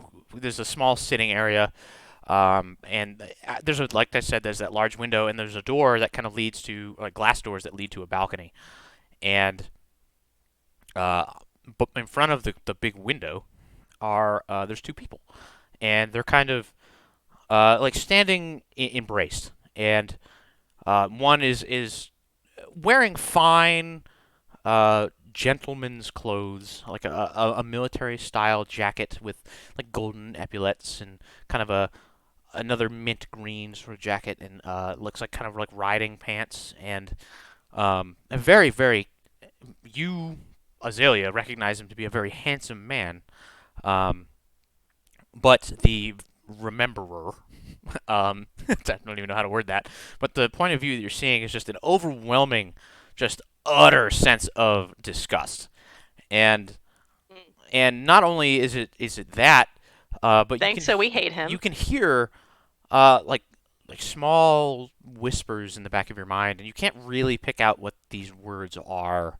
But they seem to kind of egg you on as you move forward into the room and step over this really plush Is it carpet. normal to hear voices through somebody Um, else's memories? I They don't know how are normal that is. that person remembers hearing. That's all they're hearing is these voices, but they're not like it's not cacophonous. It's just small whispers, and um, there's kind of a little bit of a almost a tunnel vision as you kind of advance through this room, Yo, and did this guy lose his fucking mind? you see that Clearly, you have it. the Mm. military man is there's a certain connection to this military man in this room, and you feel that as you approach, that you got to kind of get a better view of a very clearly elven man, um, youngish, not like middle aged for an elven man, but youngish, maybe 150, 200 years old, and in the prime of his life, very clearly.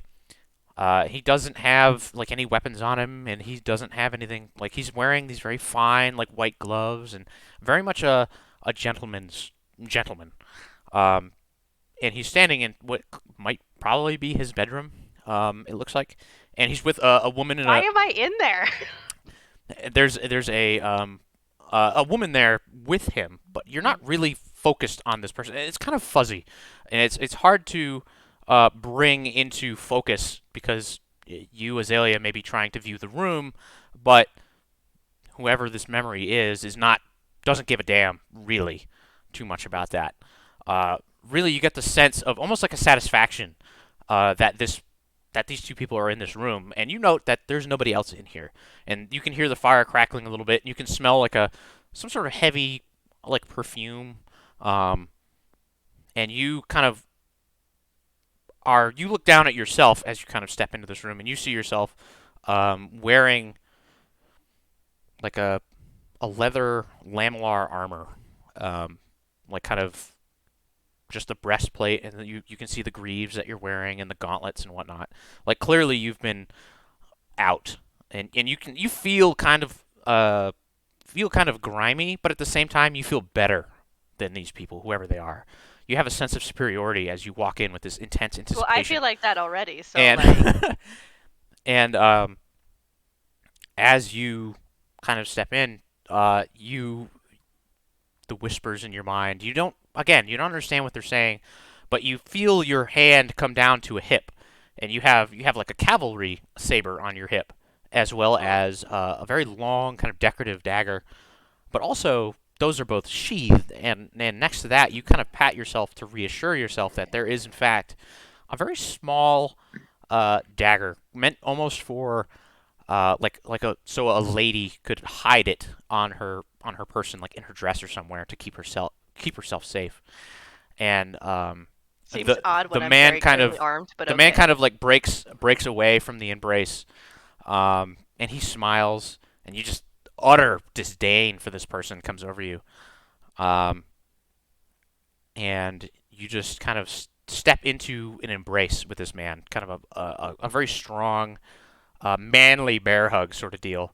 And you kind of clasp and hit each other on the back once or twice, and you kind of hold each other out at like arm's length, kind of at the shoulders. And you can see his eyes kind of searching your face, and there's almost a sense of uh, confusion. And you realize that this man is clearly an idiot because he doesn't know what's about to happen. As you feel a bunch of warm liquid kind of go down your hand and your arm as you twist the blade up underneath the little one, the tiny lady's knife under This is his the dark sternum. web.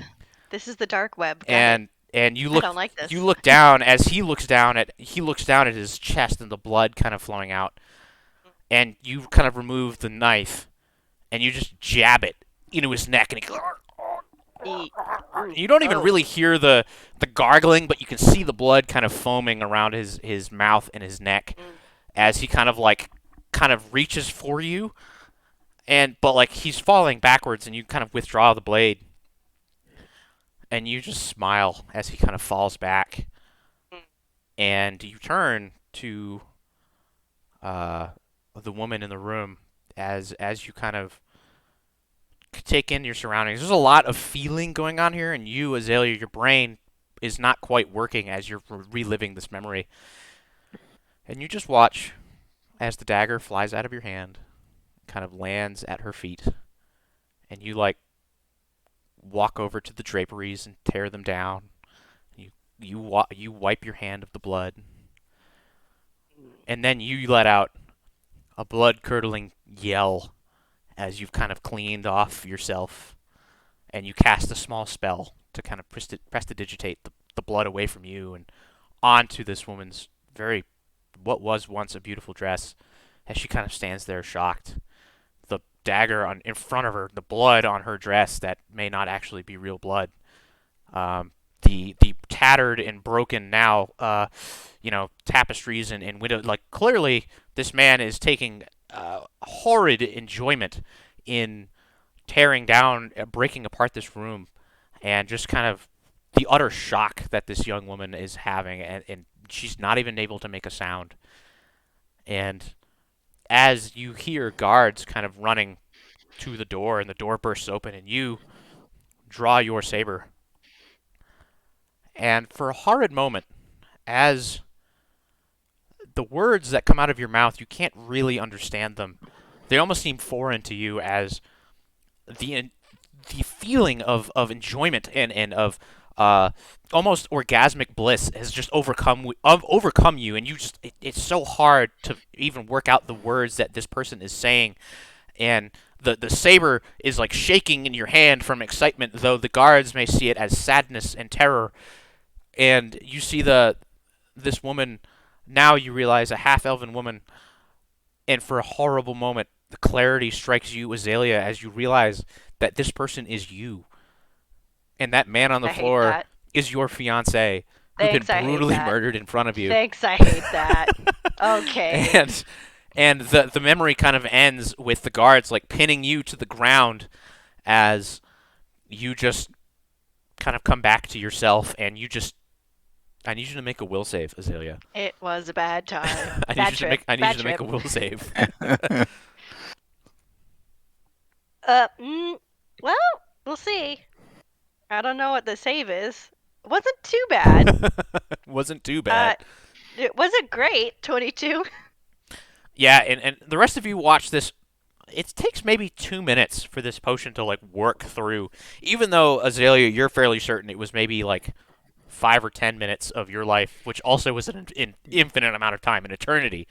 Yeah. But she has gone completely rigid, and suddenly her whole body just like relaxes as she kind of falls back. It's just you are just so overwhelmed with despair and sadness at I'm having just like, I'm gonna need a minute. having seen this again, but from a different perspective, and having felt what Natende Quickthorn felt when he murdered your fiance.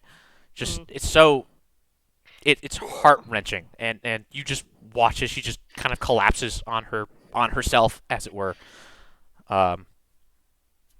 There's still another potion.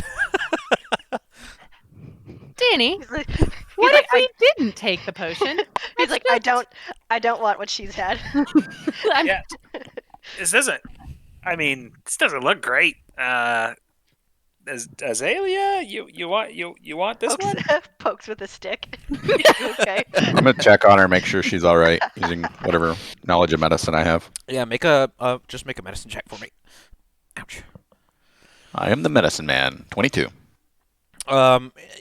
It seems that she is physically healthy, but whatever she saw clearly has just emotionally destroyed her, and yeah, she's just kind of, so even though you've kind of called out that you need a minute, like it's shaky and breathy, and like she's very clearly like crying. It's like beyond sobbing at this point, like it's just like coming out of her eyes, and she's like not even really reacting anymore. She's physically okay. Upstairs, I don't know. We're gonna have to give her some time. Yeah, I'm I mean, gonna I told cast- you. I told you guys. It's not. I mean, it could do this. So we'll save this other one and see what Well. she saw. I I'm didn't gonna impulsively cast chug it. Soothe, just because I can't think of anything better to do. Yeah. Azalea, make another will save for me. Make it better this time. You get a +2 status bonus to any saves against mental effects. 17. Oh, Yeah, so even though Sarah, you do your best, you're not sure what to do in this situation. You're not entirely sure you've ever seen something like this happen before, and you cast Soothe, and Azalea, you try to break through that despair, and the kind of paralyzed despair just turns into like a really visceral just emotion, like you're here again. You're here. And maybe they're not your friends necessarily, but like Yep. you're you're on the ship. You're no longer in the Quickthorn estate. You were just there recently, but not that recently, and it was just so, but you're here again. And it's going to take some time to really control your emotions, but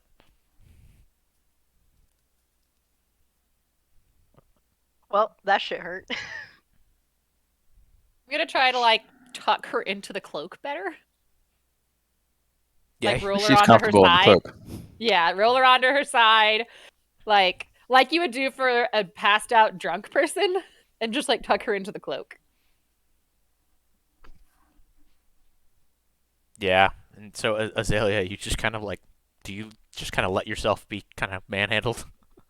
Yeah, I got nothing to just kind of coming back to it. Yeah, it's going to take you some time. And so the rest of you just kind of stand there watching whatever that was. I'll sit next to her, and I'm just gonna like play softly on my drum. Just say, who wants the other one? Not me. Well, we'll see what happens. She comes back to us. Yeah, definitely not drinking it till we know what she saw. You think that's the same memory or a separate memory? It could be the same if they're trying to send a message, depending on what it is. But I don't know. It could be either. Could be the same. Could be different. I hadn't considered it could have been the same one. Don't need to see it again. I mean, yeah. What are we gonna do with this other one? Back in the bag. We can What deal it- with it later. Azalea, she's awake. Yeah, She awake? she's awake. Yeah. I mean, what did you see? It looks like it was bad. It's okay if you Yeah. don't want to talk about it right now. Yeah, it was pretty bad. It was just, it was weird. Are we talking like vampires eating things or like? Oh no. You know- Well, I don't know. Maybe Like- a vampire. No, not a vampire. Like somebody's remembering a really bad case of food poisoning. Like what? I mean, it was a murder, like you had warned. Which Oh is yeah, cool. there we go. Yeah. It was just from the other perspective from what I remember. So like that was the weird part. Oh, that's not good. Yeah, Well, that What was you the weird remember? part. Well, I That remember. sounds like a keyword. I remember somebody else getting murdered, and this was the murderer's memory. So that was weird. Seeing it from the other way. Well, Do you- that sounds like evidence that we should turn in, especially if Well, you want I a redemption. drank it, so Do you want to try to drink the second one, or no. Did you do that? there could be more? I mean, this could be like a memory of like going to the playground, or maybe Really? You think they keep the murder memory next to the playground memory? Maybe they now didn't that you organize say it well. out loud, it doesn't make a lot of sense. But I guess Everything sounds bad when you say it like that. Thanks, I've been practicing. Listen, do we have any way of? I probably should have checked this before. Of knowing if they were the same memory. There's no way to know. Okay, I mean, the well- color could perhaps from Same Danny's type? like the same type of memory, but not necessarily the same memory. So like a red and a blue one would be obviously different, but the two red ones, who knows? this is probably. I mean, it could also be a murder or a bad thing like that. But the problem is we can't use this as evidence because we don't know what it is, and we take it to somebody and give it to them, and they drink it, and they're like, "What are you talking about?" It's kind of useless in a way, other than the information you glean from the memory. Is it? Like, If it like, is can't it- be falsified, it's true that we don't know what it is, but we Yeah, have but these people weren't keeping evidence. I can tell you that. They weren't keeping evidence around. Why would they Right. have this as a memory? I don't understand. blackmail. well, the murderer made the memory potion. Yeah, probably. But like why? To relive it maybe? Maybe. That's When horrifying. the potion is made, does it extract the memory, or does the person keep No, their memory too? You keep the memory too. Oh, okay. Yeah, So this it- could have been a reliving the moment kind of a thing. What a But- sick but- person. But Yeah, also he was. blackmail. Is this person the most powerful in the family, or Yeah, well, yeah. Now. So the killer was a Quickthorn? Oh yeah. the most? Okay. Yeah, that's weird. Yeah, he And killed what his was his brother. relation? Oh, his brother. Okay. Yeah. So there's no father who would have been senior, no mother who could have exerted control over him. Oh, they were there. They exist. Do they still live? You guys Yeah, have we actually saw them. seen them? Yes, they're still alive. Those Well, are the two we saw yeah. them. Well, is it their attempts to control their murderous son? I don't know. I just heard some voices. That You was heard kind of some fucked up. voices? Yeah, it was weird. Did you recognize the voices? No, I couldn't even recognize words. Well, If that makes sense. it could be that you didn't speak the language, and maybe if this is the same memory, I could drink it and listen, and Oh it won't yeah, be as you could. traumatizing. Maybe you could tell us what the voices said. Yes. Okay, do it. Because I that mean, was weird. everybody sure? You want to go ahead and do this? It could be a completely different memory, and who knows? Well, then just try to. Once the memory's yours, you can just tell me what you saw, and then we'll be fine. What are you I'll trying? be I fine. mean, you're trying to get information out of it. Is there something you want to know? I mean, Sounds like people. you had a front row seat to the murder, so you know all these things already. Oh yeah. I saw myself. That was the weird part. That was weird. I don't want to do that again. Oh well, But now just I'll tip it up, drink it. Leroy Jenkins. Okay. So, uh, Danny, you are Hello. normally a very short person. In this memory, you are quite tall. Interesting. You are seeing things from a much higher elevation than you're used to seeing. Um, notably about 6 foot, more or less. Yeah.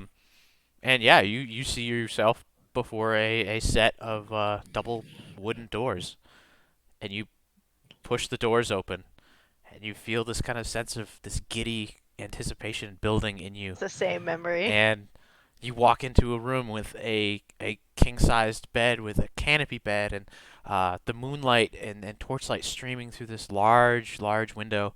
And you can see that there's a balcony over there, and you see the hearth crackling with flame over to your right, and a small sitting area, and tapestries of to be elven royalty, and the plush carpet, and you just feel just a sense of nervousness and anticipation just building in you, and as you see these Yep, two it's the people same fucking. embracing by the window, and it's a tall elven man, maybe slightly taller than you are, and you recognize him as a brotherly figure wearing a military style mint green coat with golden epaulets and beige riding pants and boots.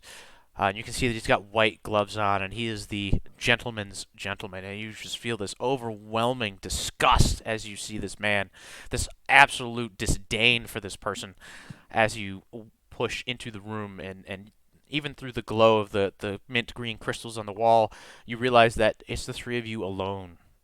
And So go ahead. I've at this point, am I kind of Danny would start to guess? Okay, this is probably the same memory, right? Uh, you're Because she kind of gave you enough information to, yeah, this is probably the same one. so I'm watching this as a playback in Yep. my mind. Yep. I do want to. I think I can like lucid. It's almost like I'm still lucid, so mentally. So I'd like to keep my eye out for any books, papers, documentation, coins, family heirlooms, weird stuff on the counters, on the walls, anything that I'm trying to pick other information because I already know this. This is going to end in a murder probably. Is there anything else in the room that is important or otherwise out of place? Make a will save for me. 17 plus Nice. 24. Nice. The nature of the potion makes it very hard to focus on other items, objects, things that are occurring in this room. Like even as you walk in, Danny, you note that the woman in this picture, right, in this memory, is kind of fuzzy because the focus is not on her; it is on the man in the room. And now you are able to, even with this focus, kind of try to pick out anything strange. I need you to roll a perception check for me. Ooh, buddy, 19 plus. Nice. 26. I have to ask this every fucking time, but what languages do you speak? I know, All right? of the Several. languages. Every time. Several. He speaks several. Common, Goblin, Sylvan, Dwarven, Undercommon. Damn it. Okay. And you actually do pick up on strange guttural whispers in the back of this person's mind. They're unintelligible to you. You don't understand whatever it is they're saying, if they're really saying anything at all, if maybe it's just noises. But it feels wrong to you, Danny, even though it feels so right, the person remembering this is the right thing that they're doing, and they're doing it for themselves, and they are superior, and they deserve what's going to happen. And they step forward into the room, and you do your best to look around, and it's very obvious to you that um, the woman here is not armed. She has no weapon on her. She has you note that she is wearing a ring on her left ring finger. Very beautiful, but like you can't pick out the detail of what that ring is, other than that it's like absolute master craftsmanship. You can just tell that. So you kind of pick that out of the memory, and you also pick out that the elven man before you is very handsome. He is like, you're a goblin, and like that guy looks good. Like, um, He's it- too clean for your taste, but yeah, he looks good. And even as you approach, and a little bit more of the scene kind of comes into focus, and you see, yeah, this person is Azalea next to this man. They were embracing very clearly before the window in the moonlight, but they kind of break apart as you approach the seemingly brotherly military figure, whomever this is. You do have a sense that your anticipation to take care of this is growing. As you look down at yourself, you see that mint lamellar leather armor and the greaves and your gauntlets, and you see that you have a cavalry saber and a large ornate dagger, but really the one that you're reaching for is the small women's dagger to hide, so that maybe, just maybe, you can frame this properly. And as you step forward and you embrace and thump the other man on the back, and you more are focused on just how utterly disgusting it feels to be hugging this man, to be showing this alleged affection. And there's something just crawling in the back of the mind, really. You really pick up on it here, as this person with the memory is clearly in his own mind, certainly. He's not crazy, but there's something more. There's something maybe goading him on, something that maybe he's listening to. You're not really sure. You can't pick out what it means, but there's something there. And as you kind of see you actually see as you kind of push away from the other man, and kind of you're holding his shoulders, and as you feel the blood coat your hand and your arm, and you see the confusion in this man's face as he looks down at the blood coming out of him, and he looks back at you as the knife lodges in his throat, and you can kind of see, just you're so focused on his face, the beauty of his dying face.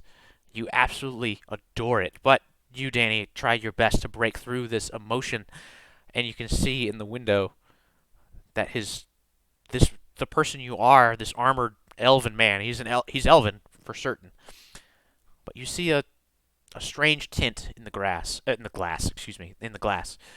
there's like a deep, kind of a dark green color kind of around his face in the reflection. And he does have a reflection as the body falls away from you, and as you toss the bloodied knife over to Azalea, who's standing there in utter shock and extremely wealthy clothing. Her extremely fancy dress was, you don't recognize the style. This was probably a long time ago, but not that you knew much about styles anyway. But you watch as you kind of take the tapestry and you wipe the blood from your hands, and you cast a spell to maybe add some more blood here, and you recognize it's as kind of the same thing that Syrah has done with prestidigitation. So he at least has that ability, and you feel this. I'm sorry. Is my tragic backstory not tragic enough for you? You're yawning.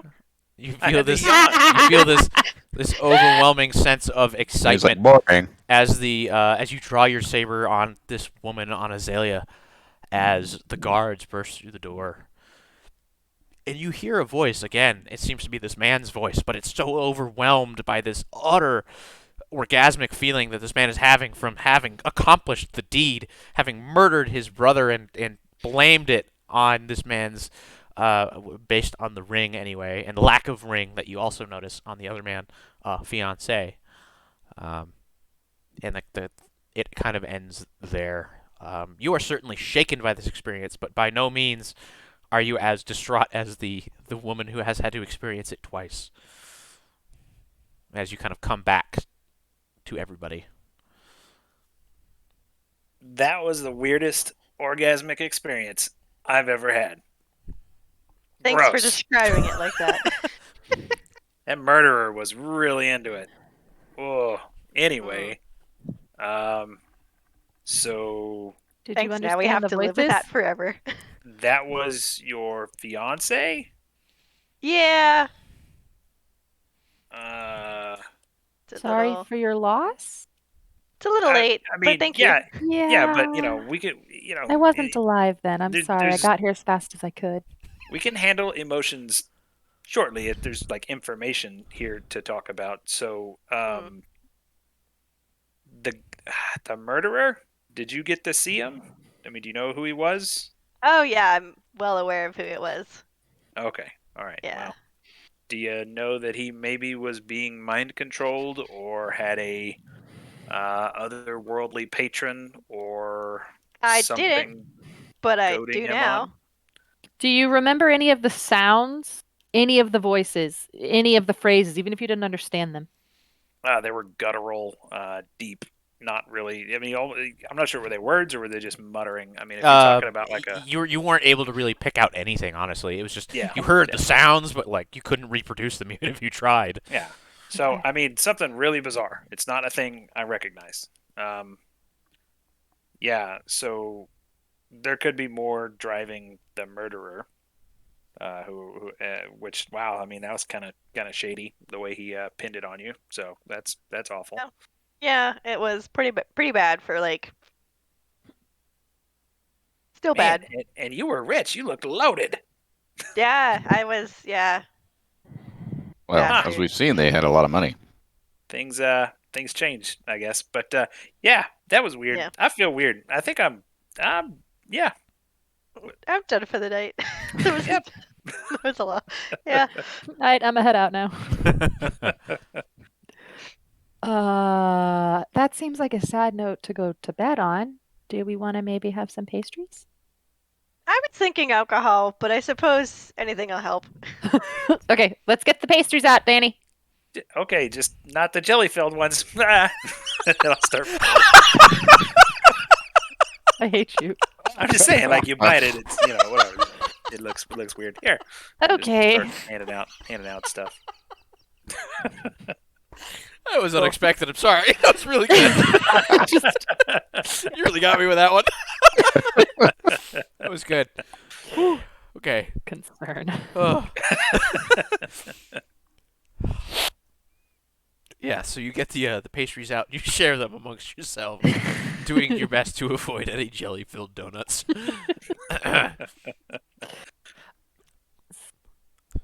So, what else do you guys want to do? I'm gonna just make awkward whistling sounds. It's pretty late, right?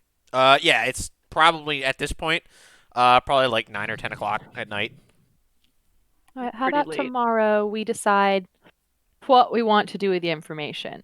I don't feel like we need to decide now when half of our little group is traumatized. I mean, I wouldn't say traumatized. Like, Are you traumatized, Danny? No, I'm intrigued. What was what's all that crazy mumbling? Did No trauma here. did the guttural sounds sound anything like the weird like tentacle experience I had on the boat? Oddly enough, it does sound a little similar. So ooh, okay. yeah, I'm more intrigued. Than Do you share that anything. information with the group? No, Okay. not that piece, not yet. Mm, fair. No. Not his tentacle dreams? Got it. Mm. Yeah, it gets weird. Totally different orgasmic experience.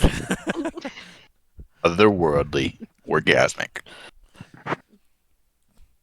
Okay, So at this point, you guys decide to go to sleep. Yeah. I mean, Sure. are any of the barrels down there like for alcohol that were around? Are we in the cargo hold or like? You'd probably have to go to the mess to get any of that sort of thing, and there is a very large cook there, if you recall. You probably have to get past him to get any of it. Fine, I'll just go to bed. It's not Okay. worth the fight. Okay. Tor, are you going to bed as well? Yep. Okay. Oh no, I meant. What? I meant to leave gold for Scully. Oh. I forgot. You are Okay. many miles away Way now. too late. Yep. As you guys kind of do your best to drift off, and Azalea, though you've had a very rough couple of days, the cloak kind of helps you a little bit, kind of cushion the blow slightly, as you quickly fall into an exhausted sleep. Yep. Syrah, you mostly just the stress of the concern, pretty much. You'd expect it to probably keep you up. Yeah, no, you fucking conk out really quick. Tor, you've had a pretty normal day. I mean, Surrounded by weirdos, but yeah, here we are. normal That's pretty stuff. normal. And you pretty quickly go to sleep. And Danny, your intrigue, the wanting to know more. You want to Would you like to know more? but you know that is not They possible. have another at least for tentacle now. dream. He's gonna have another you, tentacle dream. as you fall asleep. It's a dream. And Danny, yeah, you wake up again, in an empty cargo hold of God the damn the brilliant barrel. There's nobody around. It's very quiet. I gotta sit. You seem to have some sort of control. Yeah, I'm going up top deck. Here we go. You go up top deck, and you see out kind of almost like an infinite plane of just still as glass water as the ship just kind of sails So I'll in go ahead a and meaningless direction. I'll light me a dream cigar. Since I got my cigars, Yeah, I've got 'em, I'll you're light able one up. to actually just kind of, you think that you want a cigar and it just kind of appears, and you think you want it lighted and you don't even get a chance to pull a tinder twig out and it's lit. Are you Yeah, just and I'll gonna just kind of stare off over the bow or over the side of the ship, off into the glassy sea, and whisper under my breath, "All right, big boy, where you at?" and it almost scares you, almost, as you ask this question of the void, the inky blackness of the sky above, and there's somehow some sourceless, meaningless light that allows you to see how endless this whole place is, and it's just your voice is kind of dull and it doesn't echo, it just kind of dies, and you just kind of stand there and kind of just stare out, looking. Nothing's there, and your vision kind of goes left, and something catches your eye out of the corner of your eye, and you look, and the monstrously large form of Captain Brinegrinder is standing next to you. Now, mind you, he's not as tall as Tor, or as tall as Azalea, but he is certainly much heavier than Azalea, anyway. Maybe close to Tor's weight, maybe a little bit more. But this dude is That's not saying much. this dude is jacked. Either way. And he's wearing his typical outfit. He's got a cloak on. He's wearing his Merchant Guild tunic. And interestingly enough, you see his face from maybe younger years, where he's not missing his left canine. He's not scarred. He's not missing his left eye. He seems to be mostly intact. And he's just kind of leaning on the rail, his kind of elbows forward. He's not saying anything, but he's just there next to you. So, is this it's one of those things where you take a good form to like talk to people? Is that what it is? Take a big old drag. And he Off he the looks big ol' he puff looks off the down at cigar. you, and he's got a really wide grin on his face. I suppose you could call it that. I do my best to make people feel comfortable. I suppose after our last little incident. take a moment, kind of pause, take a puff, think about my situation right now. I should be fairly aware that this could be like mind breaking if this dude like really has a problem with me. You have made some interesting choices in the past few days. Well, it's fine. Interesting choice. What do you? Can I just ask a question? What do you want? Cut I'm right to the guessing. chase, I suppose. I'm None of guessing the you. fancy banter. Very well. And rather than just like, making any sort of move, you're suddenly just sitting on the kind of the glassy water. You're just sitting on top of it. The ship is gone, and now you see the corners of the edges of the world are kind of tinged to this dark green color as it's kind of like slowly kind of eating its way up toward the top of the world. And Captain Brangrinder kind of grins at you again and says, "Very well, you have sought knowledge. You continue to seek knowledge. And yet, here you are, wishing for more. And I could grant you so much knowledge. And yet, you have gone to the temple of that damned Stranger." And he spits. He's like a really nasty, like, gob of it. It just barely misses you. And you continue along the path toward. This could be so much easier. I could give you so much more. I could show you the rest of what happened in that, well, fanciful memory. I was there, I saw what you saw. Yeah. Okay. I know. But why? Why? Well, you want to know more. You want to know things. I want to help people like you. I created people like you, don't you know? Oh, You seem yes. to have a pretty sore spot with Stringer. Do I still have my cigar? You do. Okay. Yeah. Another big puff, and I'm gonna try to not stare him down, but I'm definitely gonna try to maintain some sort of eye contact. But yeah. Why did you kill, or why were you why? What do you want? Well, roll a diplomacy check. Ah, Hero point. Oh, okay. Nice. Okay. Yeah, I rolled a 2 initially. I was like, nope, Ooh. nope, not a thing. That is diplomacy. Yeah. Ugh. All right. Well, 18. And so, Did you roll an 18? I did. I have Brine no Grinder. bonus to diplomacy. Brine Grinder is kind of sitting cross-legged, and he actually he leans forward and he's still like 2 or 3 feet away from you, but it's strange as he leans closer and closer and closer, and though he does not move any closer, he continues to get closer to you, and you can smell the nasty kind of decayed breath. And I need you to make a perception check for me. Oops. I'm gonna let you do this one. Ooh. That's actually not bad. 25. And so as you kind of lean forward, you notice that there's a strange, there's something in his voice that doesn't sound like the normal Captain Brangrinder that you're used to. And obviously, you've kind of already pinned down that this is not Captain Brangrinder anyway. Look. There are many things in this world that you are all going to stumble into. And don't you want to be armed with the knowledge to perhaps be able to defeat these things that you are stumbling toward, to know what you are looking for, to know what you're looking at, to really know, to begin to understand the world at its most fundamental level?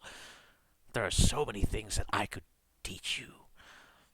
And you watch. That's fair. You watch as this kind of like the skin in his forehead begins to kind of.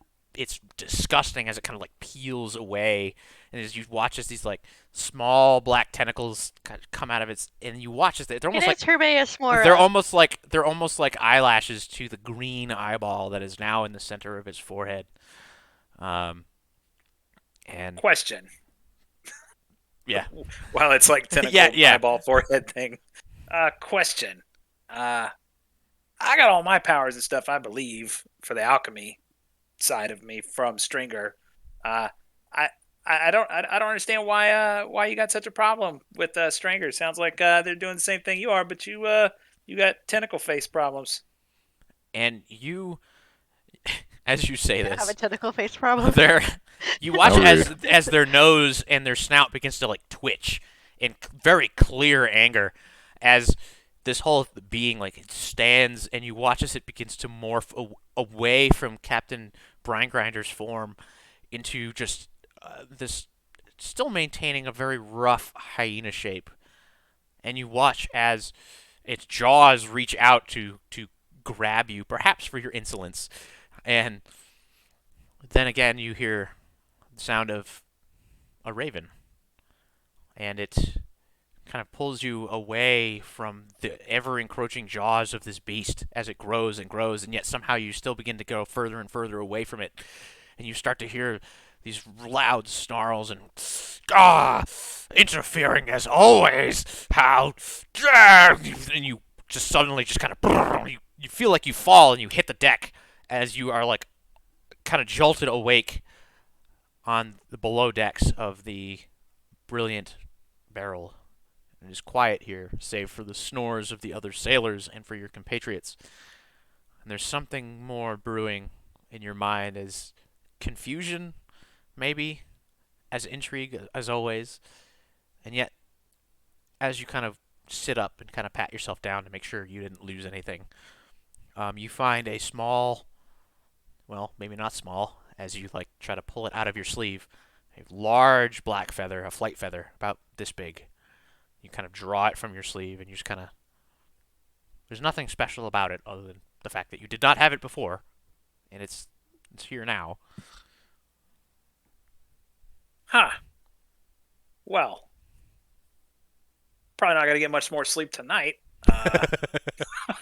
Fair. I'll take the feather. There's nothing special about it. Just it's a feather. It's a feather.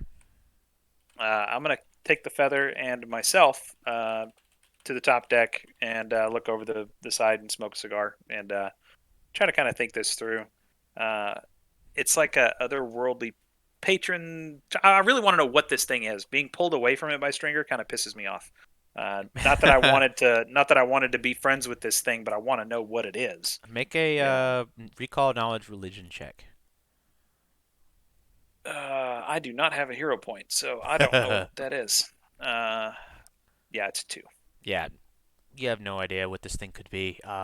You've spent a lot of time around the Temple of Strenger and learning and gathering knowledge from Scrollkeeper Leos, and just the things that you've seen thus far. When you've been with these companions, all of this is very strange to you. There's so much you don't know, and so much you want to learn, and yet you understand that still this place is whatever's contacting you is probably extremely dangerous.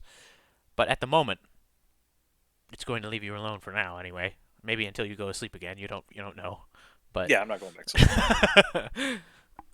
but yeah, the best you could guess is that you'd have to find some sort of lore keeper or religious person, perhaps, to find whatever this thing is that is trying or continuing to contact you.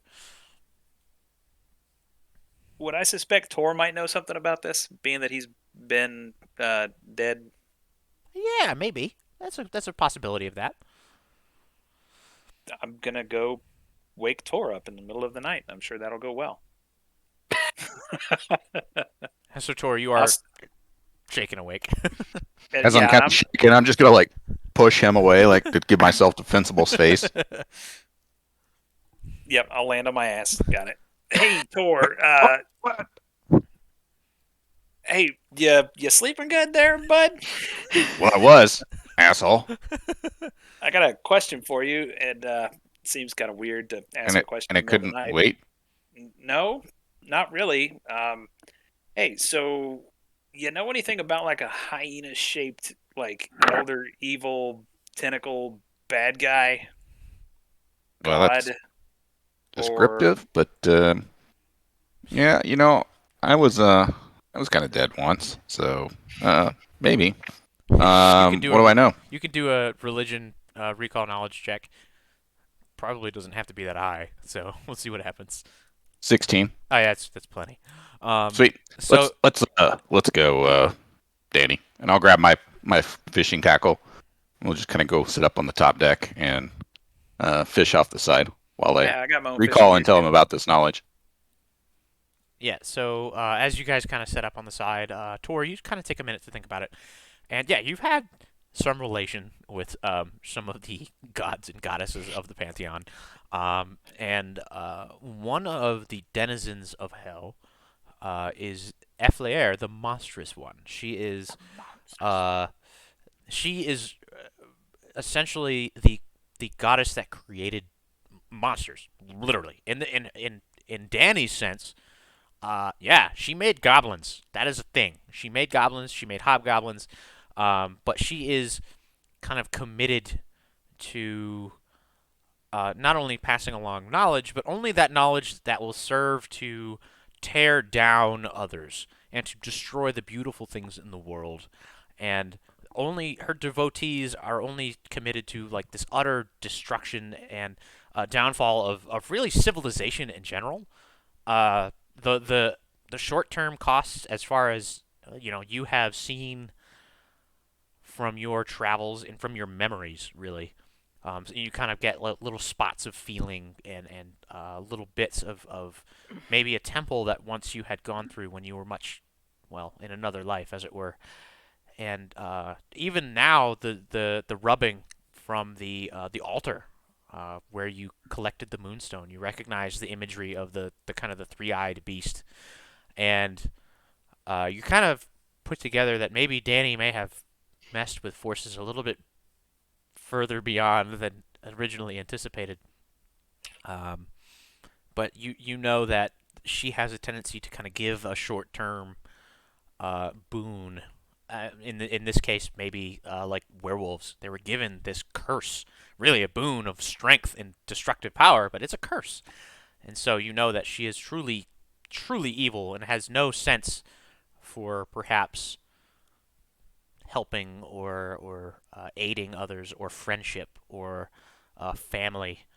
And so her domains tend to be in that of death and nightmares and trickery. And so it may have taken on, maybe Danny as the closest being to her, as it were, maybe on the great grand scale of things, even if he himself is not a bad guy. I mean, the people he's been seen with. I You, don't you guys know. kind of suck, but yeah, that's true. All right, so Danny, here's the thing. In hell, there are neutral gods like Rashag. There are kind of bad, or there are gods that kind of want to be bad, and then there are really like what we would consider bad gods. And Iflir is one of them.